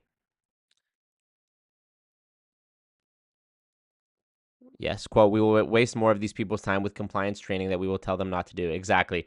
Yeah, they'll say as part of the settlement, we're going to implement new training. They're not going to fucking do it. How could that ever be enforced? Danielle says, I work in a small office, and every single one of my coworkers are older than 45 and either sell MLM products or their significant other does. It blows my mind.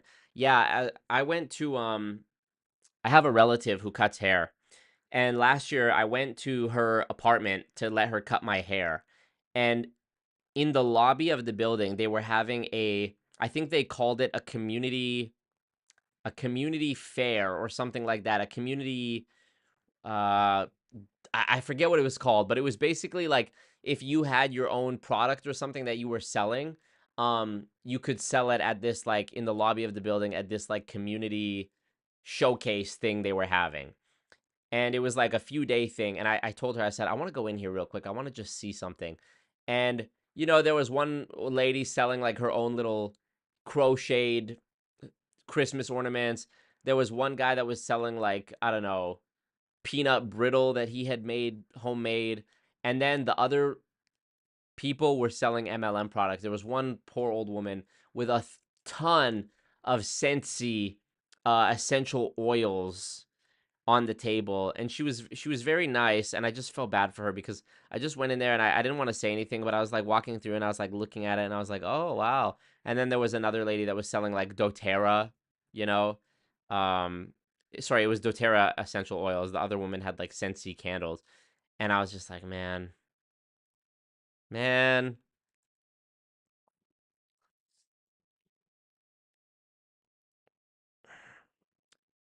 3 ladies who drive around here with huge Mary Kay stickers. Oh my god. Fuck.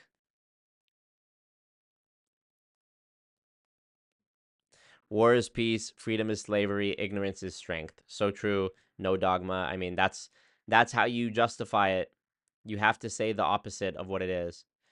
J-Bro Chill says, I got pitched ACN as a college student in Halifax, and the pitch meeting was almost exactly the same as the pitch you experienced in your video. Different people, but eerily similar script. Yes, multi-level marketing companies have effectively franchised out the cult leader persona.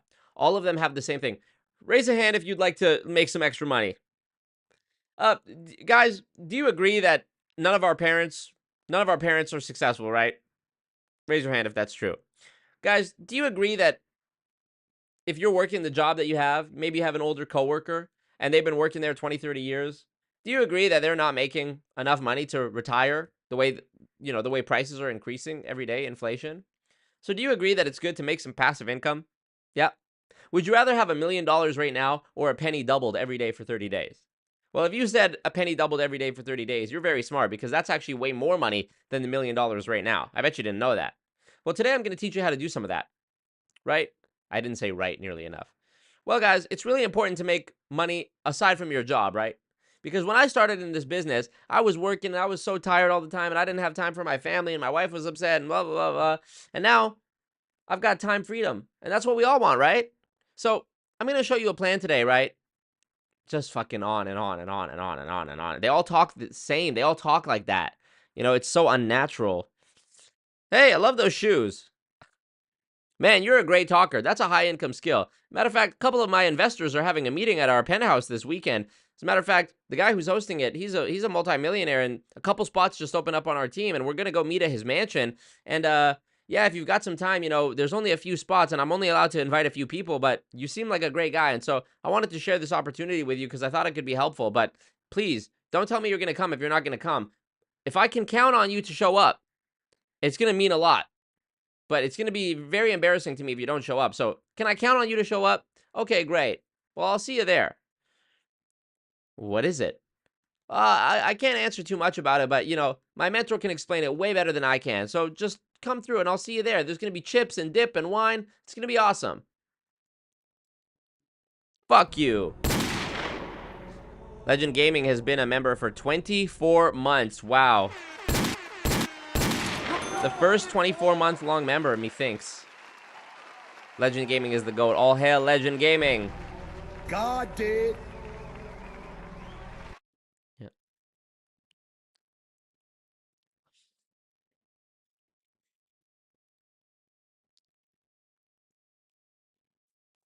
Congrats, Legend.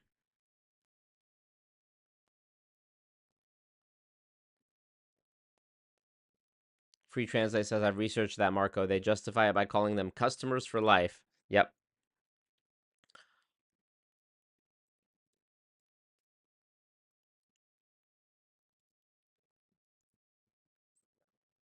Read a page from the Jamaican Bible again. You know what's funny is I've seen people. I first did that Jamaican Bible bit on my stream like certainly over a year ago. And now I've seen like TikToks that have gone super viral of people reading it. And it wasn't even as funny as when I did it. I was like, fuck, I should have clipped that, you know? Wisdom Whispers. So many people have asked me this. Can you expose Andrew Tate's MLM? You will hit 1 million views easily. The answer is no. I know I would get a lot of views. I mean, I would have got a lot of views 2 years ago. That would have been the best time to do it. If I said exposing Andrew Tate's MLM. His company is not an MLM from every metric I can tell. And I did a whole rant about this, I think on the last stream. Maybe it was the one before that. Let's see. It might have not been the last stream where I was talking about Dexter Yeager. I think it was the one before that. But yeah, I talked about how I'm not going to talk about that because, yeah, here, it's on the stream called Scott and Peter Aren't Happy, starting at 1 hour and 24 minutes. I talk about how somebody else was in the chat demanding to the point that they offered to pay me the money to join it just so I could make a video talking about how it's a scam. And I said then, and I'll say again, it could be a scam. It could be a scam. I don't know. I haven't been in it, and I'm not about to give my money to find out. But it's certainly not an MLM. So I hate when people say, "Can you expose Andrew Tate's MLM, his pyramid scheme?" It's just easy to call it that, and when you do that without actually knowing, you're deflating the argument against other companies that actually are pyramid schemes and MLMs, and it makes it look like we as a society are just calling everything we don't like or everything that seems scammy a pyramid scheme when it might not actually be. And I do a lot of research before I make an in-depth video about a company, and I make sure that I know for certain what I'm talking about so that in the event that I get sued, I'm able to substantiate everything I've said and back up my claims. And I would be betraying my own journalistic integrity to say that Andrew Tate's thing is an MLM. Could it be a scam? Yes. But, you know, I'm talking about MLMs here. Does that make sense to you guys? Write this down. Yeah. Stand up if you experienced. Why do they always say right? I actually think that right is a self-affirmation.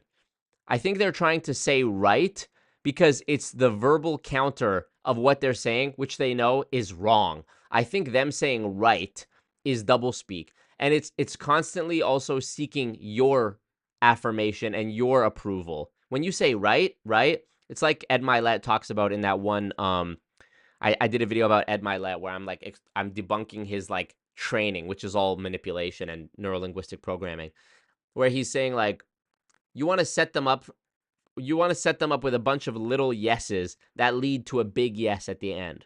You know, is your name John? Yes. Are you 35 years old? Yes. Do you like cheese? Yes. Do you want to join my company and give me $500? You know, you're like priming them. I love your iPad. Literally, what the fuck? Legend Gaming says, I'm gonna come. Hell yeah. Thanks, Legend. They talk to you so you have time to think, but not time to respond. Not to mention acting like anyone who disagrees is stupid and doesn't understand. Yeah, I mean, give it up for this random audience guy. Yeah, literally, it's his boy. Yeah, they also say, like, guys, it's very simple. And then they'll talk about something that's so complex and impossible to understand. And then they'll say, does that make sense with you guys? Well, he just told you it was going to be simple. So if you say no, well, then you are the idiot. And if you say no, if you did actually speak up and say, yes, actually, hey, that doesn't make sense, he'd be like, talk to me after. That's what they tried to do in the WFG part 1 video when I spoke up in the meeting and I said, actually, the math doesn't make sense because if you recruit 5 people who recruit 5 people, you're going to have too many people and it's mathematically unsustainable. And the guy at the front of the room, well, buddy, if you have 5,000 people in your company, you're going to make a lot of money. And then there was a guy that was a plant in the audience who tapped me on my shoulder and was like, shh. He was like, ask your questions later, after. I'll talk to you after. He was trying to shut me up so that I didn't unbrainwash everybody. Legend Gaming letting his balls hang. Hell yeah.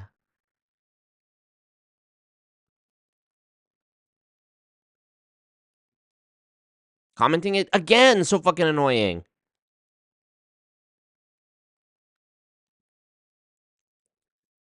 Does that make sense with you guys? I'm scamming everyone in this room. That makes sense with you guys? Nathan was actually such a piece of shit. I want to call Nathan. My mentor can explain it way better than I can, said the milkman, right?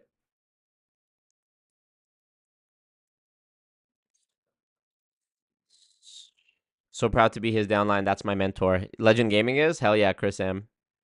Knowledge.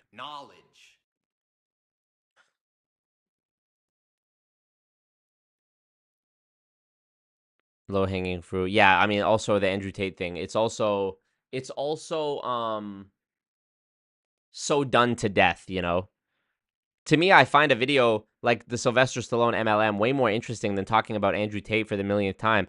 Talking about an MLM that nobody even knew existed until I made this video, I think is way more interesting.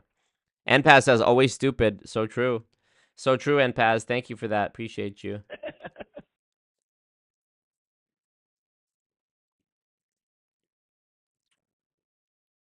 Always stupid, Marco. What up, Velvet? So true.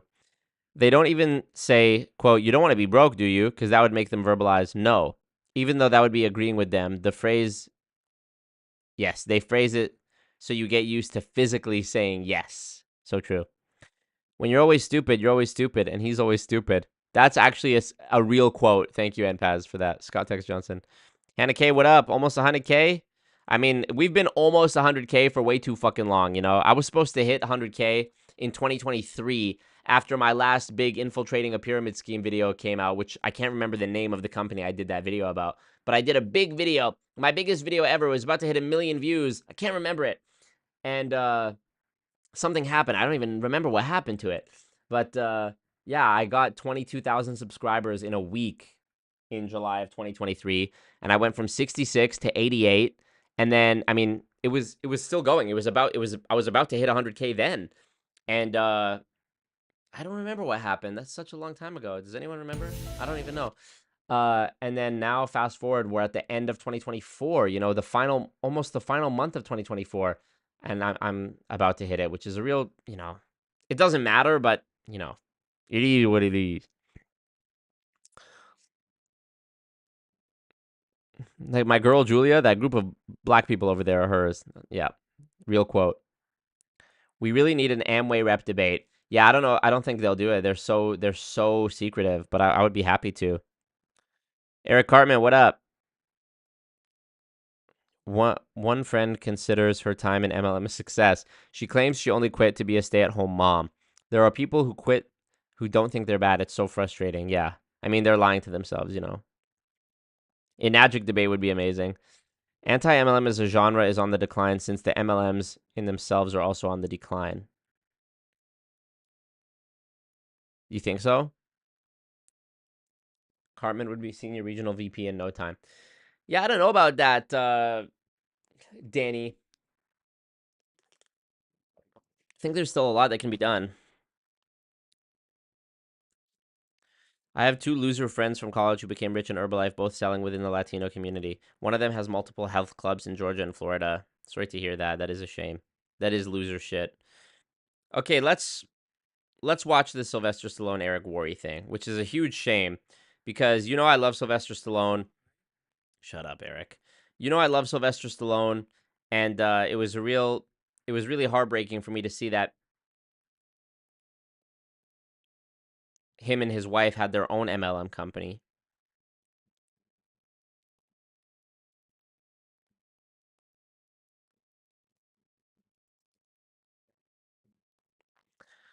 So during COVID, Eric Worre adapted to no in-person events by doing his GoPro annual event during COVID. He did it virtually. And because the movie industry was also on pause, no movies were being filmed, I'm guessing that Sly saw this as a good opportunity to make some money by agreeing to do a Zoom with Eric Worre appearing at his GoPro event. This is like the equivalent of when they had, when LuLaRoe had Katy Perry perform at their event. You know, oftentimes you see MLMs do this. Like think of Patrick Bet-David with his MLM. You know, he's got Kobe Bryant and Shaq and Jordan Peterson and all these people speaking with him, doing interviews, but those interviews are being conducted at PHP events in those videos that you see and PHP conventions. Even he had Dwayne Johnson at the last one. So that's a real shame. The Vault, PHP, if you search up PHP, The Vault, The Rock. Let's see. Maybe I'll search Dwayne Johnson instead. Yeah, here, the Vault Conference presented by Valuetainment. Official replay now available. Order the replay now. What do you mean the replay? Order the replay. How much do I have to pay? The photos aren't loading. Max Tegmark. Who is it? You made it up. Here's the picture of The Rock that's not loading. What the fuck? Oh my god, look at these tickets. These tickets were crazy. $500, $1,600, $5,000. Okay, sorry, $3,000. They discounted it for you. That's generous. $3,000, 300-page manual. So funny. $8,000. Here we go. Now it's loaded up. Jesus Christ. Such a shame. 8,000. What do you get with this? The Vault event replay access is only included with the $8,000 one. Let's see what the $17,000 one gets you. CEO level. Look, general, platinum, executive, founder, CEO. Bam, bam, bam, bam. CEO front row seating with table. 300-page manual. Limited edition backpack and gift. CEO mastermind on day 1. VIP lunch on day 2 and 3. Day 1 networking event. Invitation to dinner with Patrick Bet-David on day 3. Access to private after party with Patrick Bet-David at Flegler Mansion on day 4. The Vault event replay, lifetime access. Oh my god. How much fucking money is this? For some reason they have the fucking 17,000. I want to see USD. How much is this? United States. PQRST United States. Bro, look at how much fucking money it is for the replay. Includes 240 plus page vault manual. What does that even mean? A manual. $1,000 for a live stream VOD. Dude, look at the manual. Is that Tristan Tate? Bro, 997 US dollars. Missed the Vault conference? Now's your chance to seize the moment. This exclusive high-quality recording captures all the powerful insights. But this is just going to be on Patrick's... This is just going to be on his YouTube eventually, no? Want to make a comeback. You're like, man, I have good at the and in position me. Think of me. And look at the Where's The Rock? where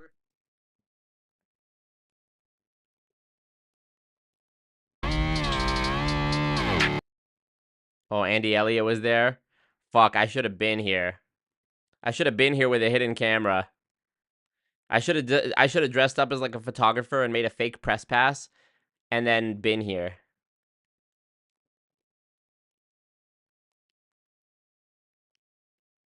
Oh my god. Can't make this shit up.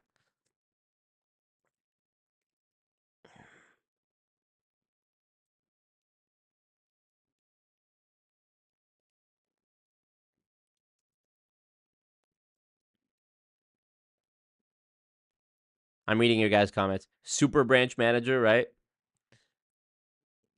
By the way, free translate with respect to your comment about your friend who used to be an MLM still thinking her time in it was a success. I also, you're going to see that same sentiment echoed in the video I do where I show the Facebook messages between me and my my former best friend who was in World Financial Group, and he also says the same, you know.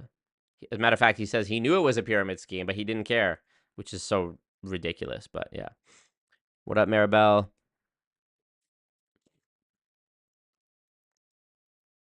I'm really excited for this 100K special video. It's already done, but I'm just sitting on it until I actually hit 100K, you know.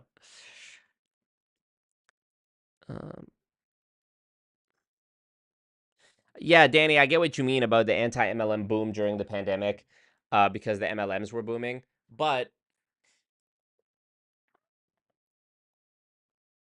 MLMs are still going to be around for some time. Don't get it mistaken. They're still going to be around.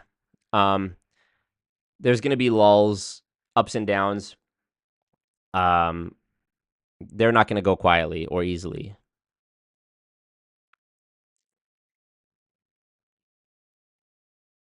Dude's real name, and Marco has made it up. I mean, technically his name was made up by his parents, right? Rock the Dwayne Johnson. Remember that from Patrick but David? Yeah. I think it was Alex Morton that said that. That was Alex Morton, not Patrick but David. Yeah.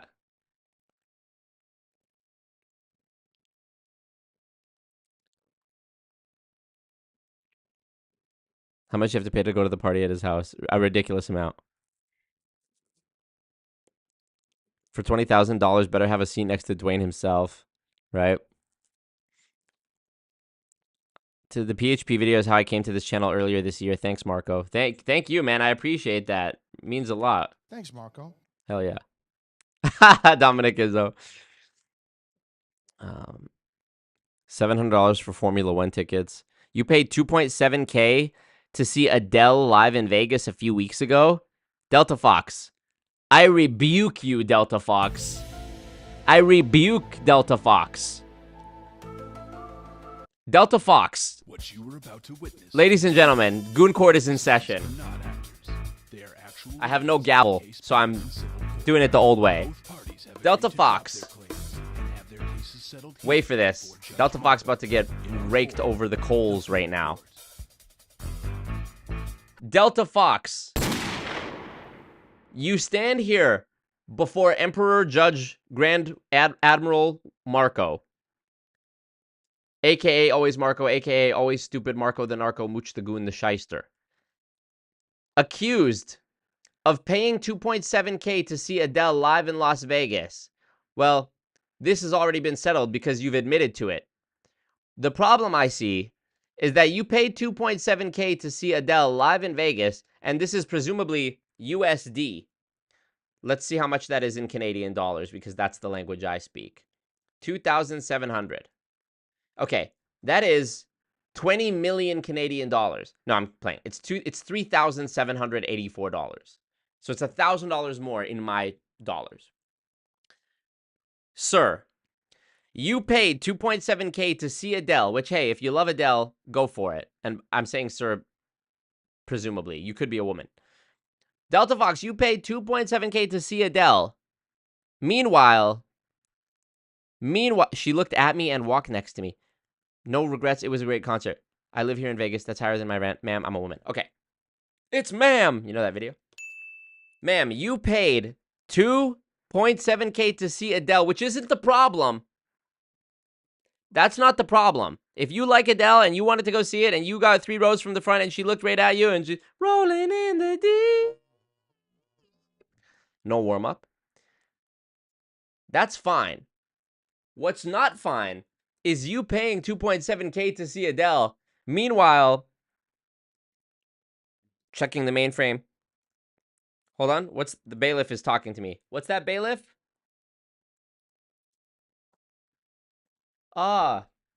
What's that, court reporter? Okay.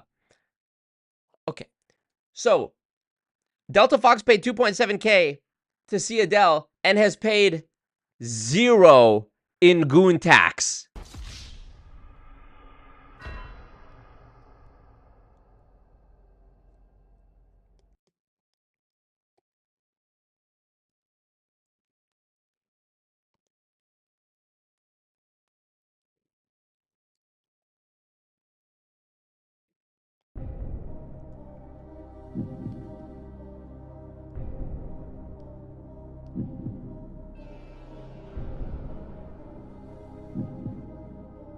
Is that your final answer, Delta Fox? Is that your 2.7? Hey, Adele has money. Adele is a quadrillionaire. Is Adele getting sued by multiple multi-million-dollar and billion-dollar pyramid schemes? No. That's correct. No. You know who is? You know who could use the money?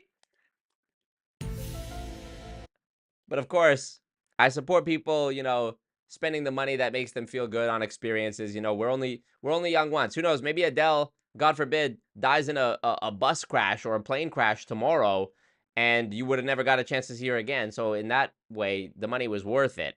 All I'm saying is, as a member of this cult, we have to balance the scales of justice here in Goon Court. This court is not for pretend. This court process is sacred, and we take it very seriously here in the cult. And this is how we resolve all our issues, is Goon Court. And you know what's crazy? Statistically, 100% of all Goon Court trials have resulted in fines and goon tax. Isn't that crazy? Actually, that's not true. There has been 1 or 2 Goon Court trials that ended in the person getting banned and no money was exchanged. But almost always can the problems be solved by sprinkling the emperor with a little sugar. You gotta get me! Fuck yeah. Fuck yeah.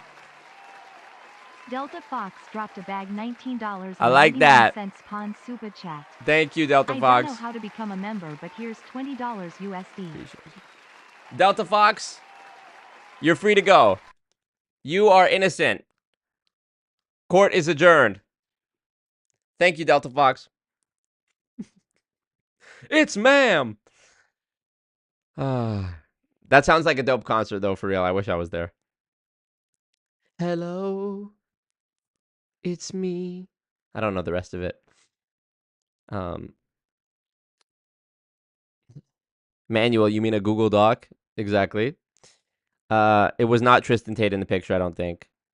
Andy Elliott is a scammer too, so true. Danny says, Benjamin, you have to go to Patrick Bet-David's house. It's the only way he can deduct his mortgage on his taxes. Excellent job on the Sly Stallone video. Is really good. Thank you, Maribel Blue.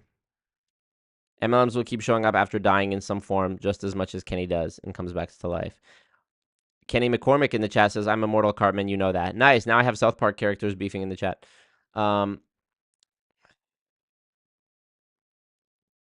Delta has bread. For real, Delta's rich, rich.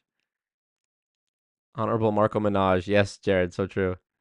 And you live in Vegas, so you didn't have to travel. Okay. Hey, who knows? Maybe you bought it well in advance and you saved up for it and you budgeted for it, and that's fine, you know. Marco needs to sing more often on these lives. Delta knows she needs the membership, so true. Jail. Anthony Loya. See, this cult is bloody. This cult is goon eat goon in this cult. These people, I've seen goons lift each other up, but when it comes to Goon Court, it's everyone is trying to protect their own ass. Everyone is like, fuck, please don't let me be a co-defendant. Please just let me be on the jury. Most people dread jury duty. In Goon Court, people love it. And most people, they want death. They want blood when it comes to Goon Court because it's less competition. See, Anthony Loya says jail. He wanted instant jail. But, you know, you talked your way out of it, Delta Fox. You talked your way out of it with that super chat. Appreciate you. Open the case. Yeah. Pay your taxes. All this free entertainment. Pay your taxes. Yeah. Chris says, I'm scared of Goon Jail, fam. Don't worry. You're a member. You're good. Marco, public guilt tripping the shit out of Delta Fox. OMG, peer pressure. Marco's cult tactics be improving. Marco is tar and feathering Delta Fox in the town square. Fucking so true. Here in Kangaroo Court, Alex says, I love Goon Court. We take this very seriously, says Jared, and he isn't even wearing the wig and lost his gavel. All good. Yeah, I need to get a new gavel. Court fee's been paid. Marco is worth more than Adele, come on. That's why she paid the 1.7K to Adele, lol, the one hello alone. If you could have paid me 2.7K, I would have sweated bullets singing. I would have spent time to learn every Adele song and given you the craziest live stream performance. I would have set up the green screen differently. I would like stand up, move around. There would be different backgrounds, different scenes. I would have fucking put on a show for you. Free translate. My mom likes MLMs and I have a bad relationship with my mom. Perhaps there's a pattern here. Maybe. Adele is based, says Spec. So true. Susie says, Marco gonna lock me up ASAP. Yeah, why is Susie not a member? What's going on? And Danielle isn't a member. Freeloader I am. Oh my god. Jail, jail, and jail. Jail, jail, and jail again. You're gonna go to jail for 1 year. I'm gonna let you out for 1 week, and then I'm gonna put you back in jail. Just when you're starting to get acclimated out of jail, and you're crying every day with gratitude about how you have the freedom to be able to walk, you know, more than 10 feet without hitting a cement wall. Then I'm going to put you back in just to fuck with your mind. It's crazy. But hey, we have to make examples out of bad actors in this court because otherwise, you know, people are just going to run amok. And we don't want people running amok, do we? You can run a lot of things. You can run wild, you can run crazy, but don't run amok. Please, not amok. You know. Infiltrate a Kangen water demo. That'd be good. The lighting rig on the show is 6 figures alone, just saying. Paying for more than just the singer. Pickle, you better stop, otherwise you're going to end up in Goon Court. How dare you explain the spreadsheet to me? How dare you break down the Excel spreadsheet of the show expenses for Adele's Vegas concert? Susie bought a t-shirt. Okay, I'll allow it. Goon Jail, where we have to listen to Scott and Peter's show all over and over again. Yeah, that's like solitary. Like if you're in Goon Jail and you go to solitary, you know, it's like we just blast Building Fortunes radio loud in the cell.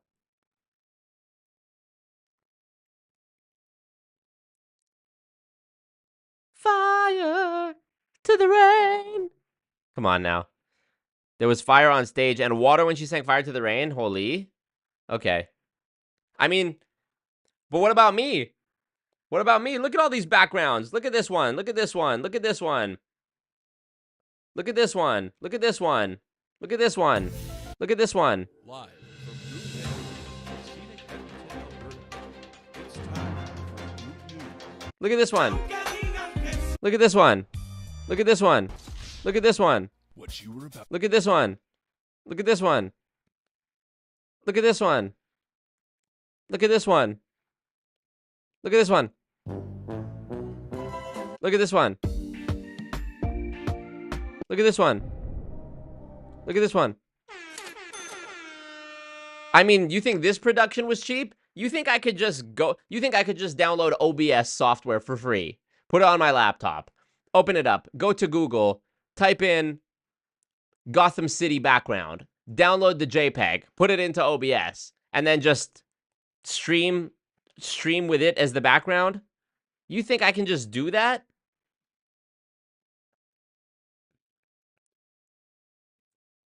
I don't know.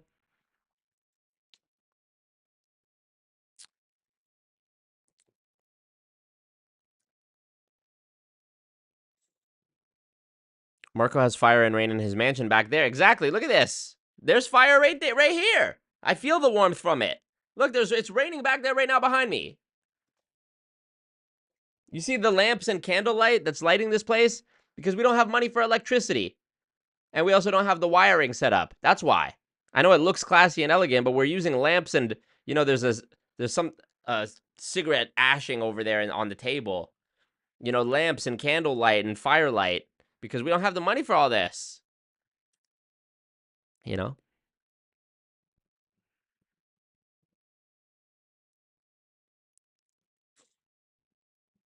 I'm sorry I judged you, Delta Fox, says Susie. Come on now.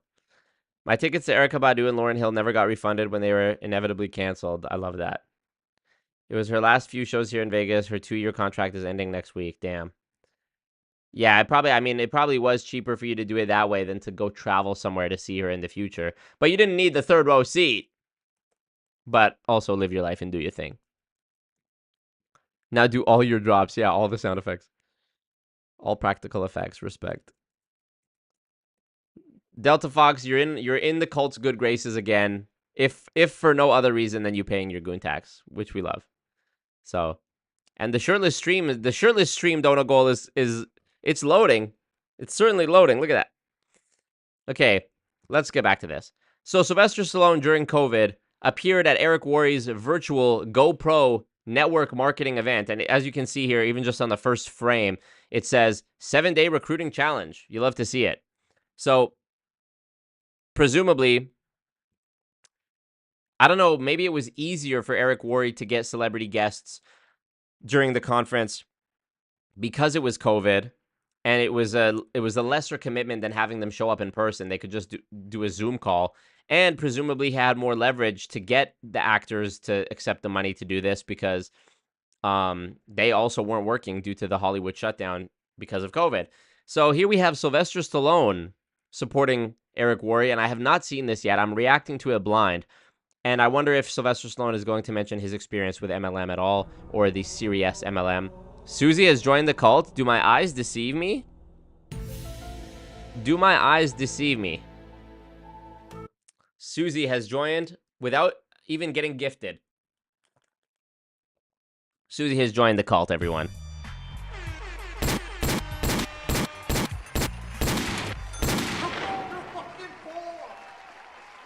Congratulations, Susie. I would say thank you, but congratulations is way more appropriate. Because who really benefits from this?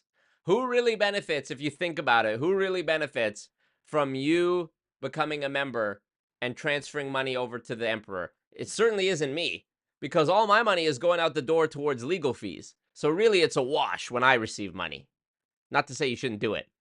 But what you get in return, you get adulation from the cult. You get the special emojis in the chat. You get access to the members-only videos, like the Patreon one that I just did that's 54 minutes long, where I'm answering people's questions from Patreon and YouTube memberships. Did I mention the adulation of the cult? You fuel the emperor to keep the lights on, to keep the candles on in the big house when he's streaming and making more videos and editing so that you can get more hours and hours of free entertainment. So really, you weigh out the beneficiaries of you becoming a member. It's all you, really. It's all you. Congratulations, Susie.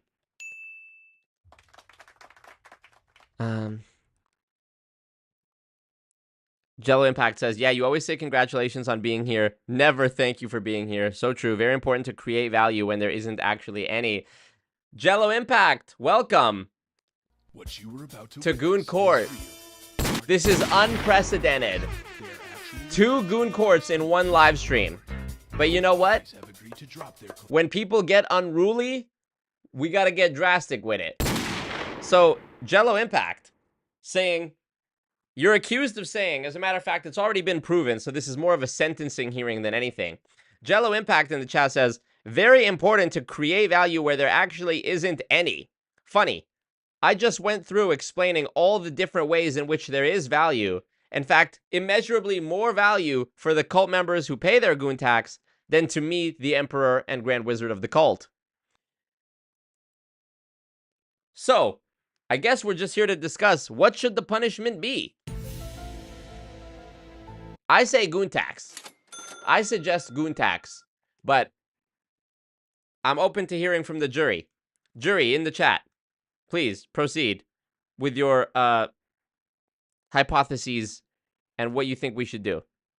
Spec says, I don't know, I kind of like Jello Impact's energy. Okay. I'll take that with a grain of salt because Specs is a mod and that's not easy to achieve in the cult. Danielle says, goon tax $20. I'm rocking with that. Susie also kind of likes Jello's vibe. Okay. Grand Wizard is a poor choice. Whatever. The supreme leader. The dear leader. The imperial demagogue.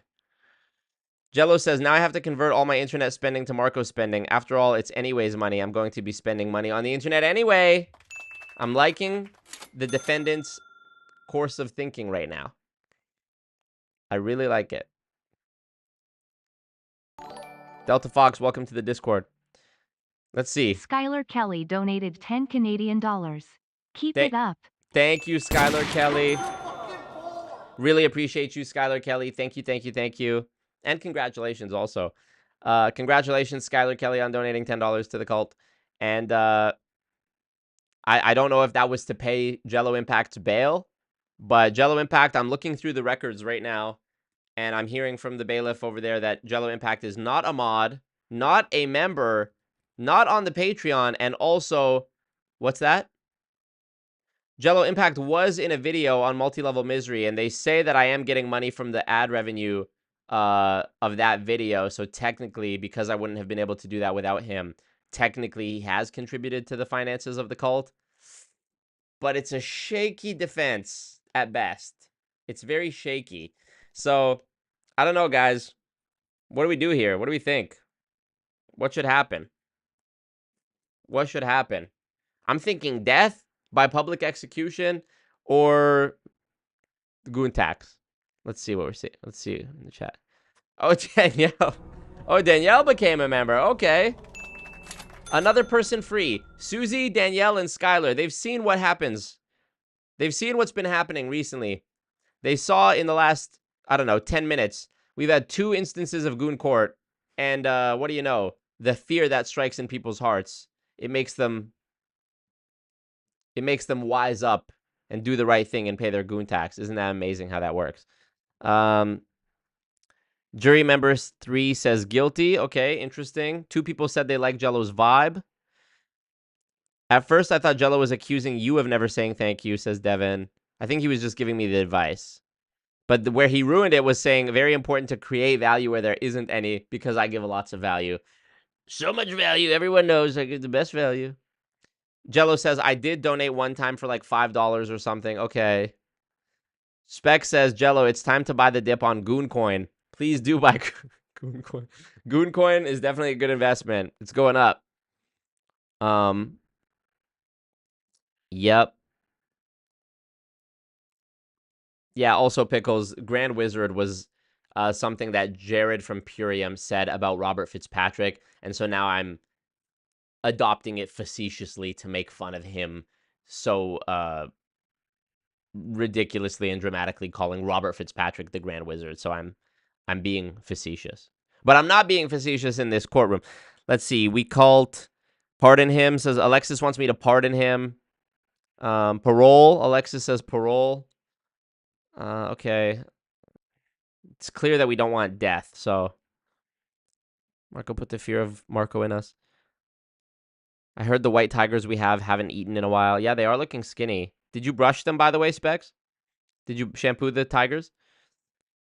Sentenced to selling a garage full of merch. Yep. I like Jello's vibe, but still guilty. What is the coin backed by? See, now we're in double Goon Court because you're asking too many questions about Goon Coin. Listen, all you need to know about Goon Coin is it's good. It's backed 1-to-1. $1 to 1 coin. Okay? Goon Coin, the money that you invest into Goon Coin is backed by the money you invested into Goon Coin. Duh. If you buy $5 worth of Goon Coin, guess what it's backed by? $5.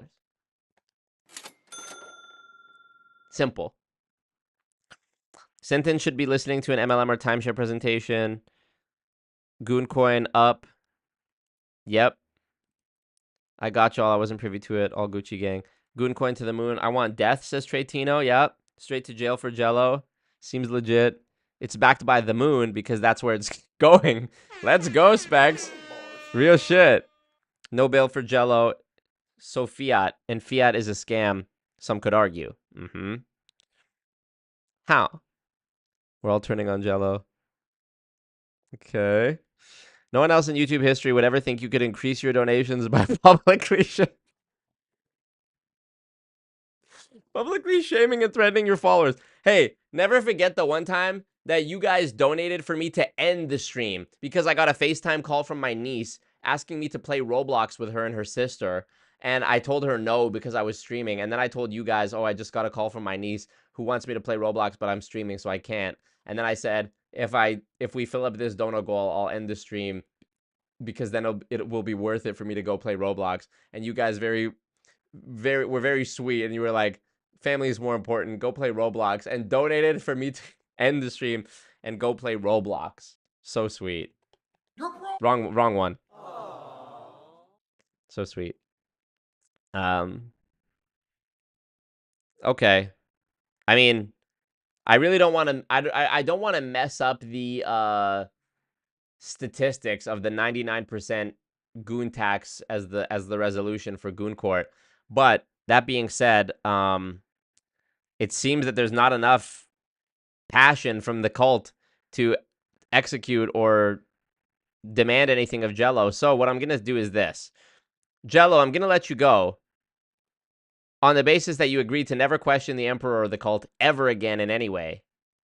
Unless it's a way that sets me up for to look good. Like, hey, Marco, have you been in the gym? Because you're looking jacked. That's the type of question that I'll accept. And also, 3 people did donate or become a member. Danielle and Susie during this trial, during this sentencing really, became members, and Skylar Kelly also donated. So I'm going to say that their communal efforts are enough to wash away the tidal wave of punishment that was coming your way. They were like Moses parting the Red Sea with their bags, and they created a shield of bag around you. So you have them to thank, and you're free to go. Court is adjourned. And look at this. And the pickle. You're free to go, Jello. You're free to go. I don't want to hear another word about it. I don't want to hear another word. They paid your bill. Tretino says, I donated then. When did you donate? Appreciate you, Jello. Pickle says, I gift so others don't need to. Damn, so sweet. Marco, you look so fit. You look so fit, innit? You're like really fit in that. Susie says, damn, I would have done that. Pickle gifted memberships to Vinny Lee, Done for Real, Christian Gonzalez, Ryan Prusa, and Delulu News. Are you guys all here right now watching, or like, who does it gift memberships to? Is it people in the chat that are just lurking, or I don't understand? Pickle is the biggest G. So true, so true. The shield of bag. Free Translate says you can part my Red Sea. Ayo. Don't even know if it's a guy or a girl.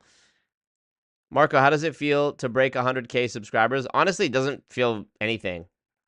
No, I'm playing. It feels great. We're a cult. Let me get that check mark. Let me get the silver plaque. But to be honest, it's really about views on YouTube. It's not about subscribers, you know. there's channels that have 1 million subscribers that get 100 views because their most viewed videos are 10 years old, 14 years old, and it's like, yeah. Specs drags mace and crossbow back to room. Back to the hut, Specs. I know you spent a long time chiseling and whittling that crossbow, but sorry, buddy, not today. Oh yeah, that's an example of a good question, Benjamin. Thank you. Oh yes, yes. Shaytino says I donated to the Roblox log off. So funny. Jello says I'll only join if you let me make a commission from signing up others. It gifts to random people. IIRC. What is IIRC? IIRC. I recently, if I recall correctly. Okay. Okay, I'll allow it, Jello. I'll allow it. Free goonership. Generous Riz. Riz, am I right? Random gift to the ones with higher engagement. It's random but favors those with higher engagement. Okay. Look at the chat turning green. Ah! The power. The power. I need to get a background that's like the Death Star throne room. That's a new background that I need. By the way, perhaps now is a good time to debut a new background. Can I show this, Devin?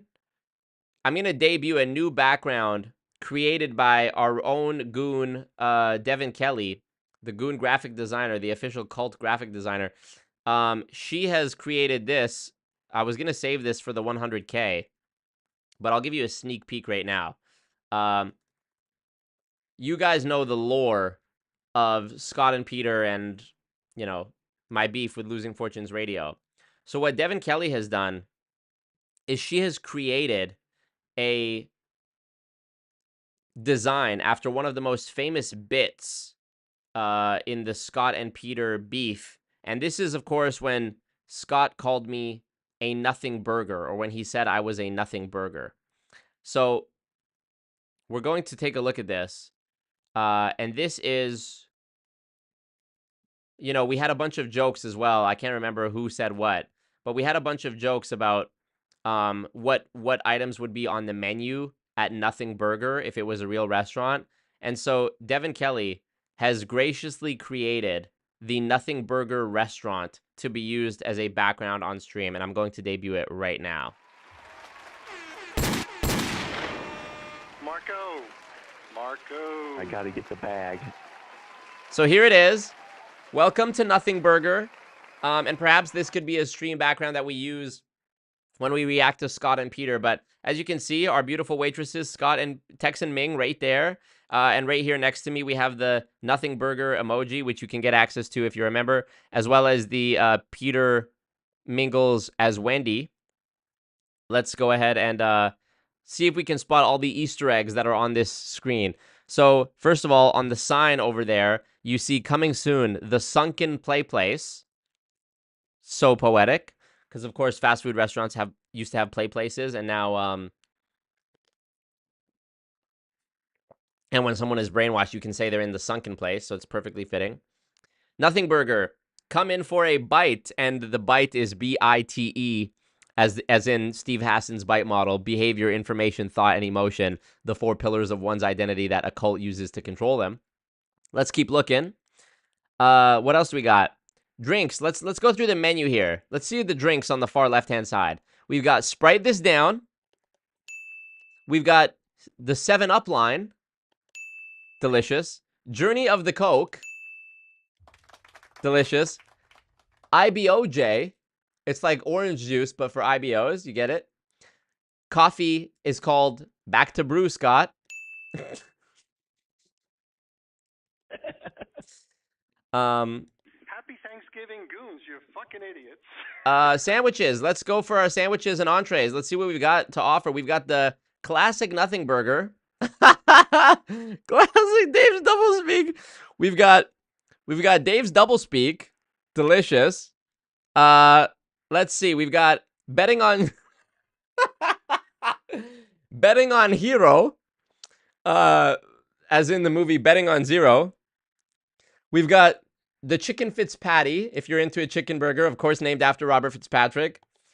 We've got Lack of Retail Ribs, the Dominick Glizzo, and the Tool Slam, which is like a platter of everything. You got, you know. Let's go on to the meal deals. We've got the Balum box. This is a deep cut for the core cult members who have been following me since at least 2022. The Balum box is a reference to Balumbak, which is a reference to a stream that I did 1 week after Goon Con 2022, where I was reacting to the YouTuber Kay's Cooking, who makes cooking videos, and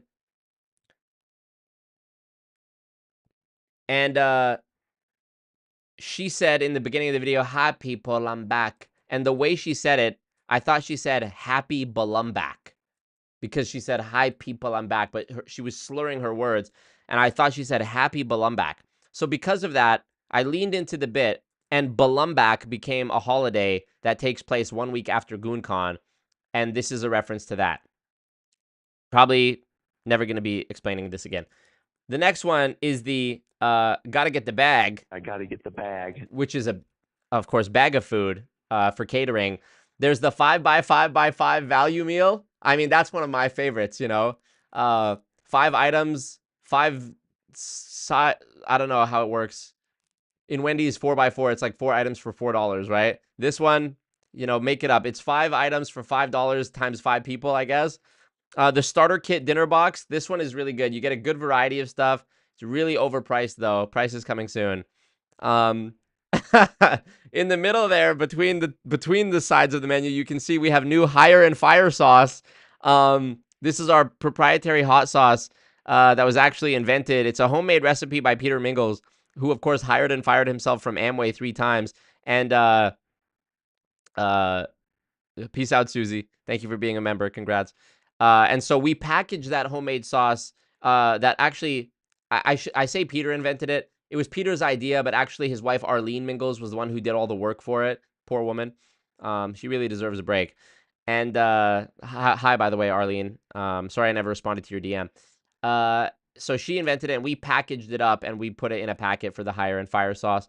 Sides. Let's talk about sides. Time Freedom fries. You love to see those. Unread bread. You know, for when you're just trying to enjoy your lunch and you're not trying to read Scott Johnson's incessant emails. Scott's Tots, those are a kid's favorite. Peter Pringles, if you're enjoying, if you want some on the side, some chips. They're only available in plain flavor right now. Crab Rangoons speaks for itself. Work from home fries. Yep, those are really good. For dessert, we've got the Scamrock Shake, Sunday Higdon, and the tiramisu. And of course, bonus classics, we've got the FT Caesar salad. FT Caesar salad and with recroutons. The recroutons are extra.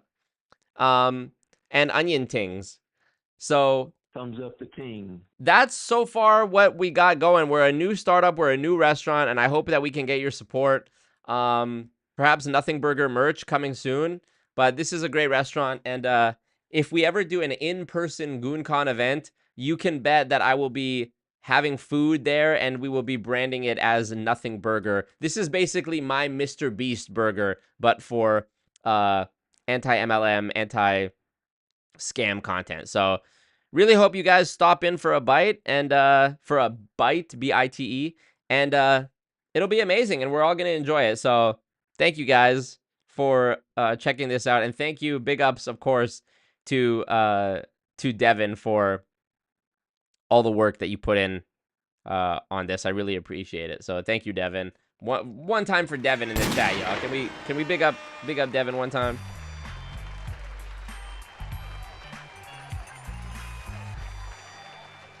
We got to big up Devin. Maybe the next store should be Devin 11, you know. Let's see you guys' comments here. Look at the chat. The chat is like completely green. We love it. We love to see it. Yes, as they say. Yes. Marco teasing us. Yes, I got you. Green chat. Word salad. Is the word salad on the menu? How do we miss that? Devin, add the word salad to the menu. Betting on Hero. It's so fucking funny. Y'all like that? Lamau, LOL. Devin has outdone herself.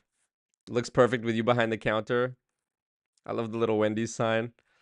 Appreciate you, Steve. Journey of the Coke. Is that Peter on Wendy's face? Yes. Details 12 out of 20. 12 out of 20. I think you mean 12 out of 10. Yes. A 7 Dominick Glizzos. Damn. Every time you order the Dominick Glizzo, you hear this. Thanks, Marco. Or you hear, I'm not a loser. everyone get back to work. Work. A double entendre. Journey of the Coke. Yep, exactly. The Tool Slam. Dominick Glizzo is crazy. Lack of retail sales. Lack of retail ribs. Gotta get the bag. Crab Rangoons. Yep. Happy Bumbaclot. No, happy Balumbak. Susie got to go for that for that JOB in the morning. This is gonna make Peter and Scott so mad. I know. Are we hiring? Yes, Specs, we are hiring. We're not paying, but we're hiring. I'll take a Scott's Tots and a back to brew, Scott. Thanks. FT Caesar, Pyramisu. Yeah, the Arlene lore, Devin. I think I talked about it on the last stream. About Peter's wife in my DM. Maybe 2 streams ago. This is your lunchly. Yes. In crunchy low res. Peter with a perm, though. Devin deserves an award for this for sure. Onion Tings. Pyramisu. Yeah, these jokes that she had on here were so good. Trying desperately to avoid Goon Court. Look at the chat. Look at one. It's like 20 messages in a row that are all either members or mods. Fuck yeah. Let's go. Devin, 100 Goon points for Devin. I'll accept it. I'll allow it.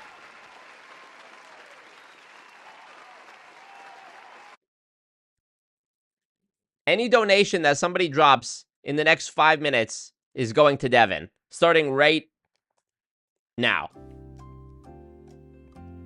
Unless it's too big, then I'm keeping it for myself.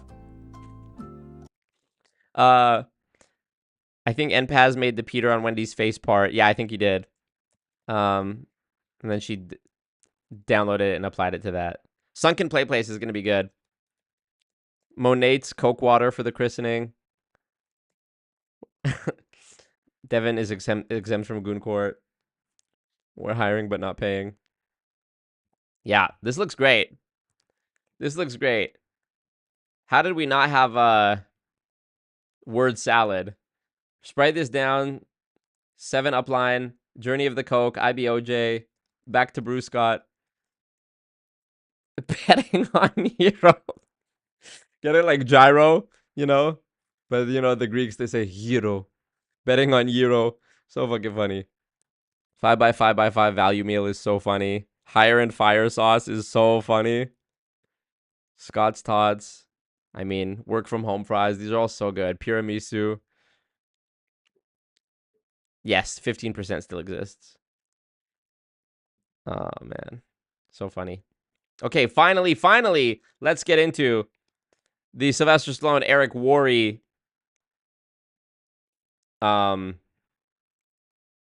Zoom call. Sly is on a movie set.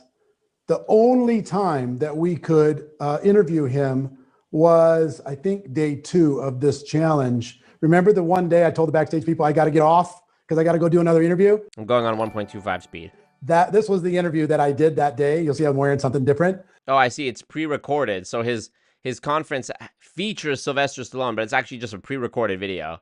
Wow. Okay. But Mr. Stallone is going to be joining us at GoPro. He's going to be here in Vegas in the middle of our incredible stage. Okay, so he's going to be in person, I guess. Where do I find a video of that? Delivering value to all. Or did that not happen? All of you. And it was really, really fascinating. I really admire him as an artist, as an individual, as a person, as a hard worker. And for 74 years old, the dude is jacked. You'll see. He is just jacked. It's very inspiring and intimidating at the same time. So without any further ado, please enjoy Mr. Sylvester Stallone. Ladies and gentlemen, I am with Eric. the Yo, I really like what you're doing. one and the only Sylvester Stallone. Sly, I want to thank you for agreeing to be part of this. How does Eric Worre get all these people? Is it just he's shelling out ridiculous sums of cash for people like Pitbull and Sylvester Stallone. This is crazy. Special GoPro event. This is going to be the largest gathering of entrepreneurs in the world. And I'm excited for the lessons that you're going to be bringing. Well, thank you very much. It's an honor to do it, and it's a challenge. So I'm looking forward to it. Surely Sylvester Stallone knows what's up, right? Like in my video about Series International, which was him and his wife's MLM, she talks about it being network marketing, multi-level marketing. So he's acutely aware of what this thing is. And if he stopped it because he thought it was a bad idea or he thought it was a scam, surely he wouldn't, you know, however many years, 15, 17 years later, be doing this thing with Eric Worre, where it clearly says Network Marketing Pro. I mean, if you search Eric Worre on the internet, you'll see it says Go Pro Network Marketing. So, major disappointment. One of the things that I admire about you the most, actually one of the things I admire, period, is an artist.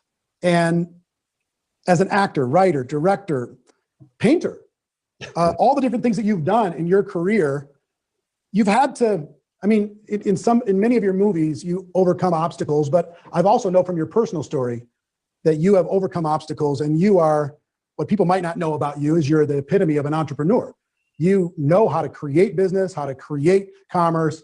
And these people that are going to be attending want to have a breakthrough, and they're trying to overcome, and they're pursuing their entrepreneurial dreams, and they're trying to figure out how to get past those obstacles. Do you have any advice for people that really want it bad, that are hungry, and from some of the lessons that you've learned? Well, I talk this over with my children constantly, because being my offspring, it makes it actually a little bit difficult sometimes, because they feel as though it's all nepotism. But that aside, I think about it more now than ever. And I think one of the biggest problems is quite often we start to think entrepreneurially, sometimes a little later in life, and go, oh, the ship has sailed. But that's not true.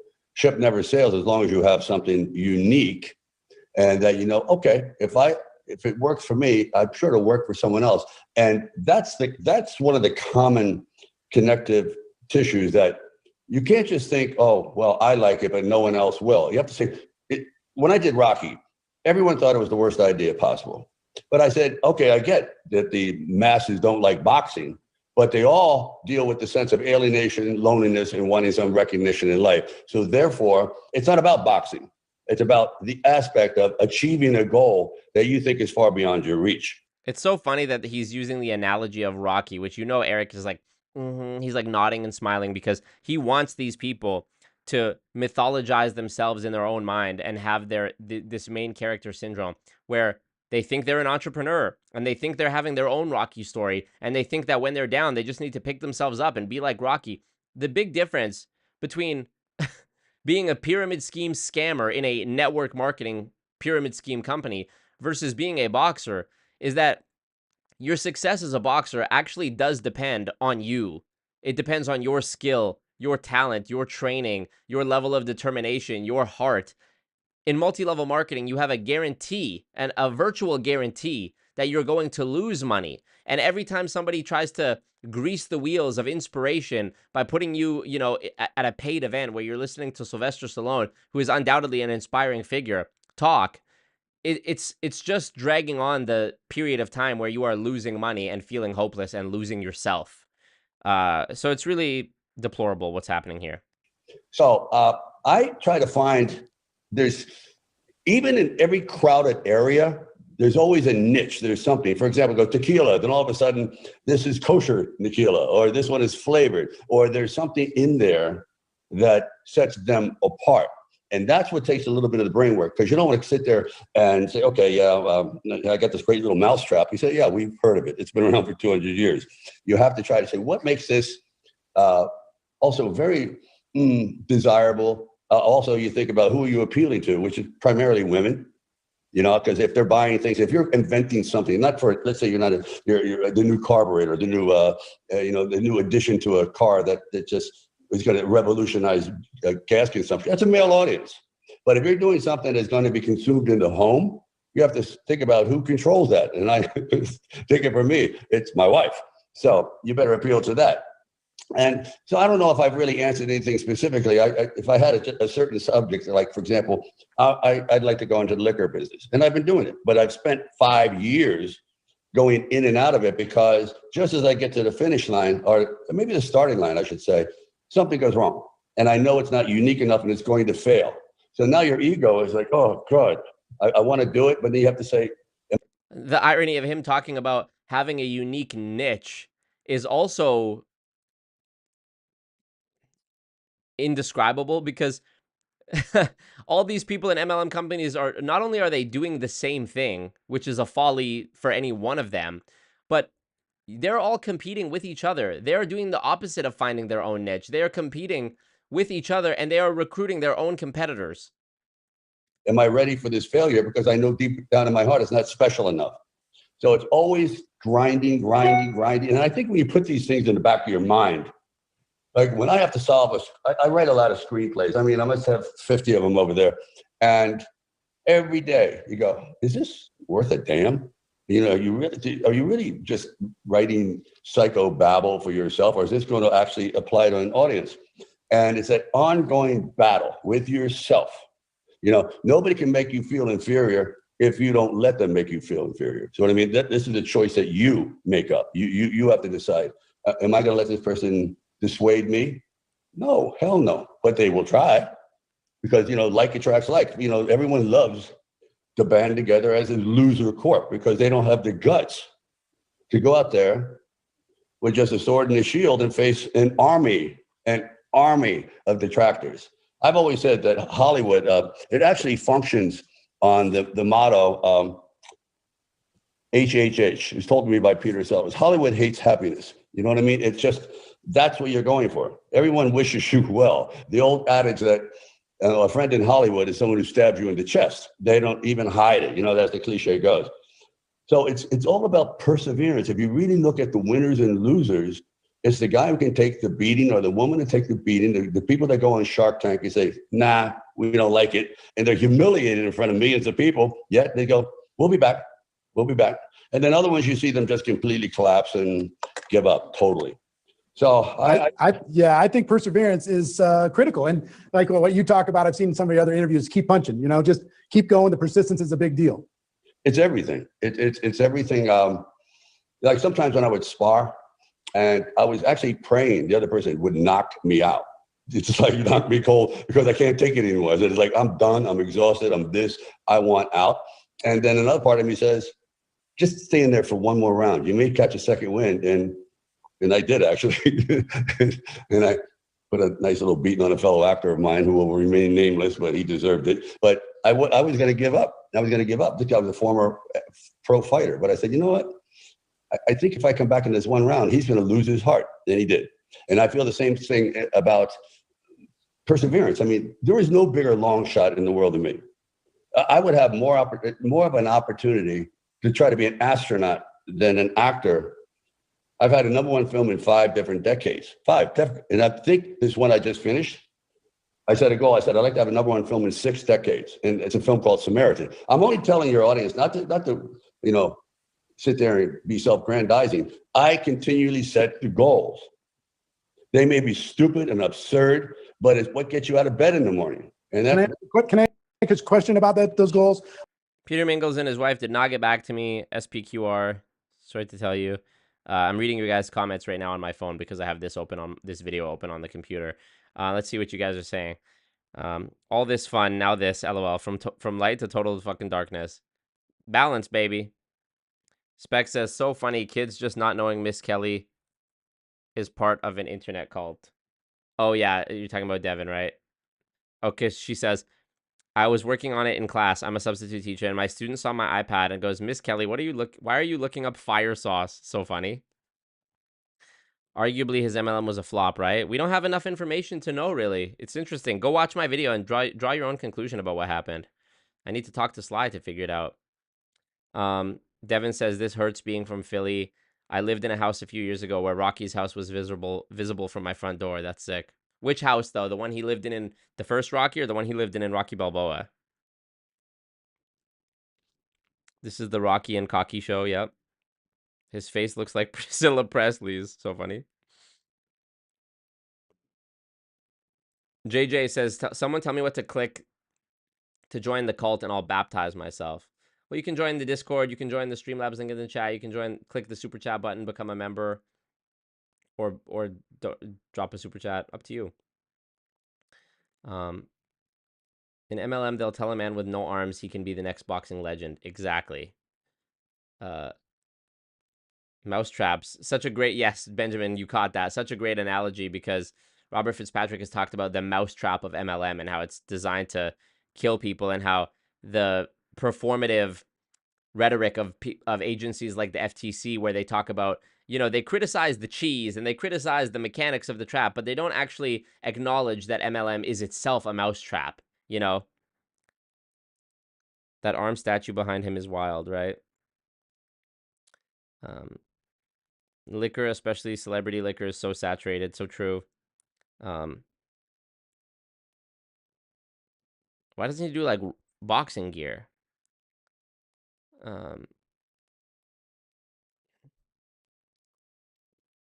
He's pushing the they didn't work hard enough fallacy. So true. Very shitty. Perseverance. You got to stick with this pyramid scheme, okay? Yep. A lot of people I find in the entrepreneurial space, they hit a comfort zone and then they go on cruise control. They go into what I call a success coma. They just kind of keep. Oh, where have we heard that term before? Success coma.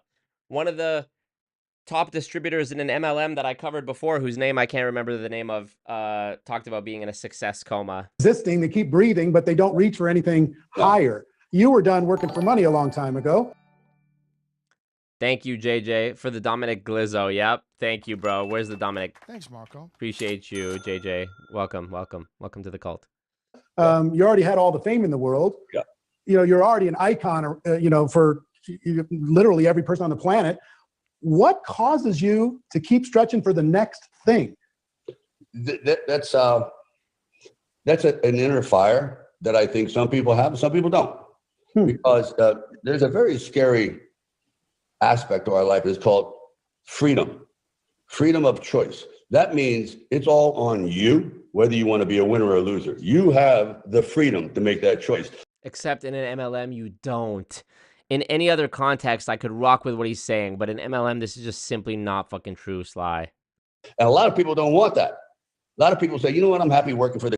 Man, this is so bad, because the people who are listening to this, who are in whatever MLM company, now it's not just bald head ass Eric Worre and John Smith from their company that's on stage telling them this. It's Sylvester Stallone, Rocky, someone that they've probably, you know, looked up to from the time they were a kid. You know, somebody whose name, whose image and likeness is synonymous with being the underdog and becoming a champion and not giving up. And now they're going to have that in the, you know, they're going to feel like, oh, I failed Sylvester Stallone, not just, you know, it must be my fault. Because even Sly told me, maybe I just don't have that inner fire, you know? It's a real shame what's happening here.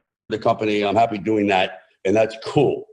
But if you're to actually go out there and make that righteous decision that I'm going to buck the trend, that's a very scary thing, because you're definitely all alone. It's like Valley Forge, man. Are you going to win this one? I don't know. But we're not giving up. Even though our feet are falling off, we're still going for it. And that's why we're America today, because we had a lot of, I think, military entrepreneurs, guys that were not going to give up the fight.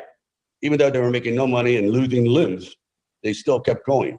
And complacency is almost like being a drug addict.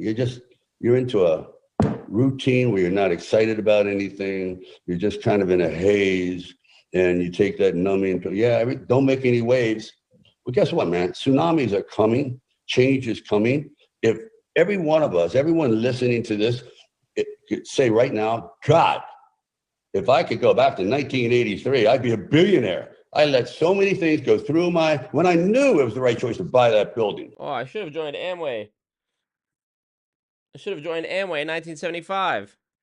I could have bought that block. Geez, that house was 120 grand. Now it's 12 million. I see it every day. I'm guilty of it.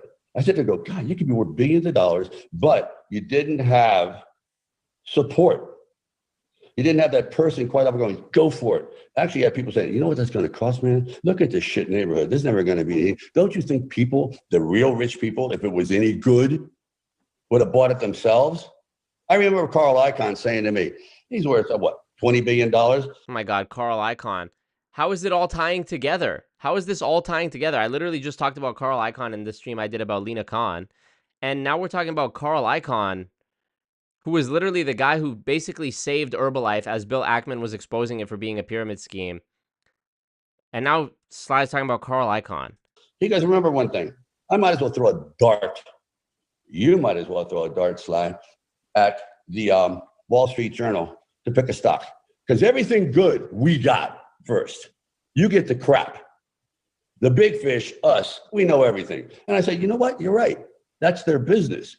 So why would you get into that business with them? Because they're going to kill you. So you got to find your niche. Say, this is what makes me happy. Like I feel good about real estate, or I feel good about automotive parts, or maybe I want to build an art gallery and things like that. And say, this is something I would do for free.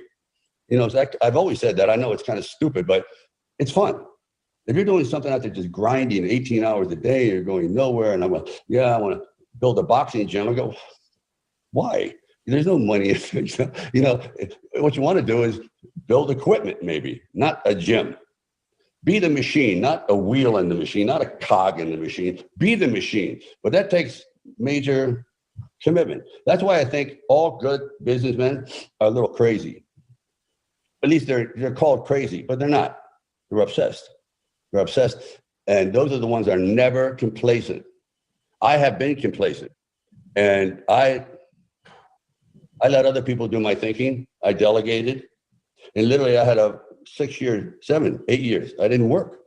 And so finally I said, you know what? I'm going to go over there and start writing all these screenplays. Let me show you. Screenplay after screenplay after screenplay. This comes from my brain because no one else was going to present it. See what I mean? So you had to throw yourself a life raft. Don't expect him to do it. He'll miss you by a mile. Throw yourself a life raft. Do it yourself if you can. But don't be complacent, man, because it'll go away. I'm surprised at how little Eric Worre has talked during this. I mean, Sly's basically just rambling. There's someone just coming right behind you and wants to knock you down and take your idea and roll right over you because he has ambition and you're complacent. Yeah, I got the yacht. I got the Ferrari. Not for long, pal. Every year, Ferrari coming out. There's a new book. You got to keep, exactly. You got to keep moving to stay relevant, right? Oh, you got to keep recruiting. God, all the time. Remember what Sly said, guys. It's temporary. It's fleeting. Got to keep recruiting. Especially like in my industry, I should have been done 20 years ago. I mean, I'm doing action films at 74 years old, which is crazy. I mean, really, even I think it's crazy. And the bones hurt and the back hurts. And I had 4 operations in my back. I've had 3 neck fusions. It keeps going and going, but there's still something, even as jaded as I think I should be, I have nothing left to accomplish, but that's not true. By your nature, every day you can accomplish something if it's fun. You know what I mean? If it's something you really enjoy doing, not strenuous, not where it's destroying your family, not where you're like walking around in a state of stress, but just like, yeah, man. That was an important part. Not that it's destroying your family and making you walk around in a state of stress. Oh, okay, so not this MLM that I'm in, right? This is a game. It's that one caveat right there erases everything. A football game. So fourth quarter or first quarter or any part of the game's not over until we leave the planet. We're here to do something. We're here to make a difference. We're here to have some fun. We're here to see what we can kind of make of ourselves. 2 things make me happy. One, when I'm growing, and 2, when I'm contributing. I know the same's true for you. We're super excited to have you at this GoPro event, and we're going to have an extended conversation. Entrepreneurs are coming from around the world. These different independent network marketing professionals from around the world are going to be tuning in to learn from you how to be more successful and how your life lessons can be applied to help them have a breakthrough. So I just want to thank you for your willingness to be a part of it. This is a treat for me. And treat for me too. I enjoy this actually because I don't get to do this much. You know, it's like I'm just talking to myself usually, so it's a pleasure. Thank you. Well, Sly, that sounds weird to say, but Mr. Stallone, Sylvester Stallone, one of the most iconic entrepreneurs in the world, a true artist, going to be joining us at GoPro December 11th through the 13th. I cannot wait for that experience. Yeah. I hope everybody watching this joins us. Thank you. Keep punching. See you soon. Damn. He knocked my head right off of my shoulders. You know, one question I wanted to ask him, but I was too nervous to do it. He had that little bobblehead behind him on the table. If you go back and look at it, there's a little bobblehead on the table. I'm like, what is that bobblehead? That's what I wanted to ask him. So I cannot wait until GoPro when I get an hour with them to ask all the questions. And guess where I'm going to get the questions? From all of you. You're going to be the one giving me the questions to ask him. I can do it now. Really Oh my instinctual. And goodness. Sly. What the fuck? Screenplay after screenplay. I think the bobblehead is Edgar Allan Poe, right? Because he has the skull and the crow there, the raven. I think it's probably Edgar Allan Poe.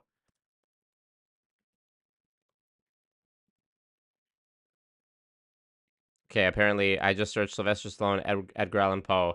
Apparently there was an unmade Sylvester Stallone biopic called Poe about Edgar Allan Poe, and it never came out. Interesting.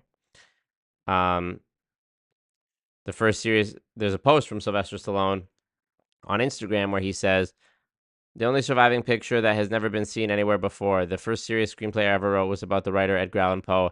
At one time I had aspirations to play him, and this was part of the costume design, but I realized I wasn't really right for the part, so this is all that remains. Maybe I'll direct someday, who knows?" Interesting. That's kind of random, right? Eric Worre, GoPro 2020, Sylvester Stallone. I wonder, did this not happen? December 20th. COVID was already in full effect. So look, we have these photos of like him on the poster with Marina Worre and Eric Worre and Sylvester Stallone. But where is the... I'm only able to see the virtual event. Where was the real... Surely Eric would have blasted that everywhere. Oh, here. Look, they're in person there. Georgios and Nantopoulos. Okay, here we go. Time to get into investigator mode. This guy, GoPro Accelerator. Here we go. Look. This looks like a Zoom as well from 2020. So he was there in person. December 13th, exactly as he said. But where is it? Where is the video? You think Eric is doing one of those Patrick Bet-David things where he's selling the replay of it for however much money? And that's why we can't find it? Eric Worre, GoPro, Sylvester Stallone. You're kidding me. Look, I'm already on YouTube search results, even though I'm literally live right now. What the fuck? So this isn't even the conference. Eric Worre, Sylvester Stallone.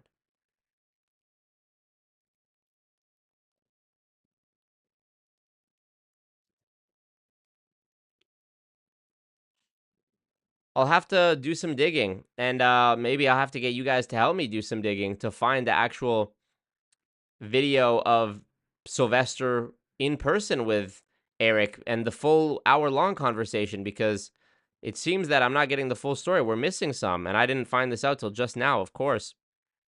But as always, the rabbit hole seems to go deeper and deeper, so it's unfortunate. Let me just venture a guess and go to GoPro Network Marketing's Instagram. Sorry, GoPro, not the camera. GoPro Network Marketing, not Instagram either. I meant YouTube. And let me type Stallone. Nothing. Sly. Let me type Sly. Let me type Sylvester. Let me type Rocky. Crazy. Look, network marketing is hard 8 years ago. What an idiot. Okay. All right. We'll have to find it. I'm going to need some of my spies' help to find it. Some have it, 99% don't. Yep. I love when the cult thumbs up people's super chats. So sweet. I love the amount of green in the chat now. I love it, y'all. Appreciate you guys. A new specialty should be stick of pyramid schemes. Peace out, Sharia. Yeah, it's late on Monday night, right? Damn. Okay, well, I'll see you guys on the replay. Now I won't feel bad cursing the Rocky statue when it creates a ton of traffic in the summer. I'm going to keep buying these lottery tickets. People can call me crazy all they want.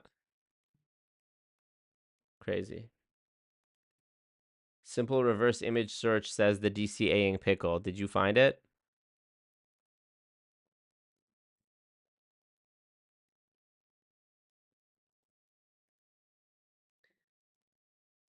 I see what you've done. Grudge match. Okay. I see what you've done. Thank you for that. Gonna find it.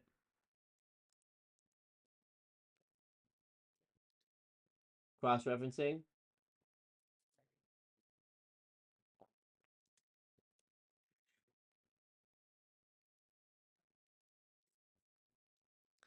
Facebook. Y'all got me using Facebook for this. You found a Facebook page that has it.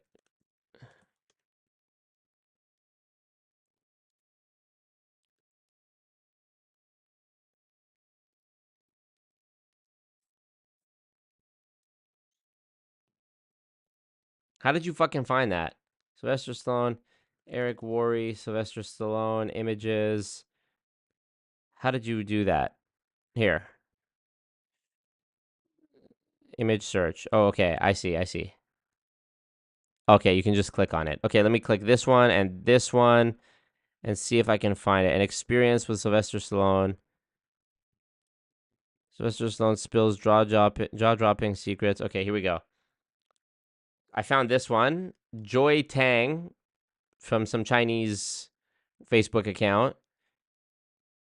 And it's photos, but no video. How about this one from Panin Sergey, Russian guy. But only photos, screenshots, no video. And this one. Action star pretty much in the world. He's a writer. He's a director. He's an artist. He's Rocky. Keep fighting. Is this it? No, you do. Keep fighting. I'm getting ready for a This is random. Okay. Yeah, I can't find it, you guys. Oh, this is the An Experience with Sylvester Stallone, live in Hollywood. But it has the personality cuts down on the line. You'd be shocked. Hey. Hi. How are you? Good. Strange. 1983, he probably means 1984. Sly didn't have the right mindset, so true. It's about how hard you can get hit and keep moving forward. How much you can take and keep moving forward. So keep giving me your money and you will be rich like me one day. Be the machine.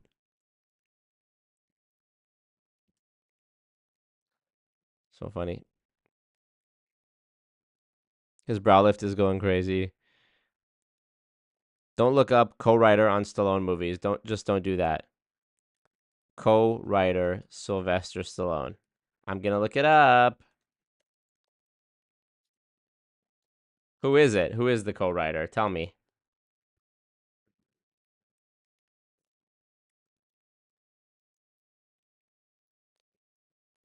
Just tell me, I guess. I can't find it. Go fight Jake Paul. That'd be sick. Rocky versus Jake Paul. So if you're poor, you better do it. If you're rich, you won't be for long if you don't do it. Yeah. Y'all talking about him sniffing? Maybe he was. They're both zooted. Maybe he was sick. Imagine Sly pacing through his mansion all alone, talking to himself about motivational nonsense. Yacked.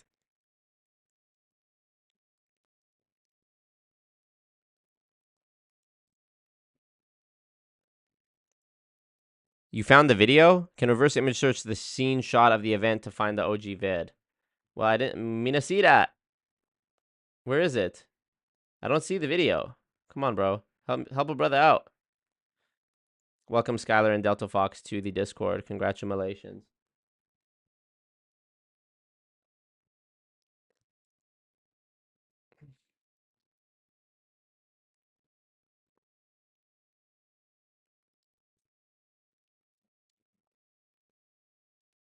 Eric Worre's head is proof that size doesn't always matter. So funny. The pickle was just a quick look on my end. Late day. I can dig deeper later. All good. Lol. Peace out, y'all. Okay, Devin's going to bed. Danielle's in bed. I'm going back to bed. All right, pickle's done. Appreciate you guys. Thank you for being here. I'm gonna add the chapter markers right away to this, so that you can watch easier on the replay. 3 hours. Let's go. Perfect. All right, y'all. Appreciate you guys. See you again. Thank you for all the support. All the help with Goon Court today, and all the people who became members or gifted or donated. Thank you, thank you. Mwah. Benjamin says, check your Discord. I will. It seems that he might have found it. He did. And it has 93 views. And for some reason, it's on YouTube Kids, so I can't even save it to my watch later, which is crazy. I'm just going to download it, though. I'm going to download it instantly. I'm just scrubbing through to make sure it actually is the video, and it is. Perfect. Thank you so much, Benjamin. Benjamin found it. All right, guys. Peace out. Appreciate you. Later.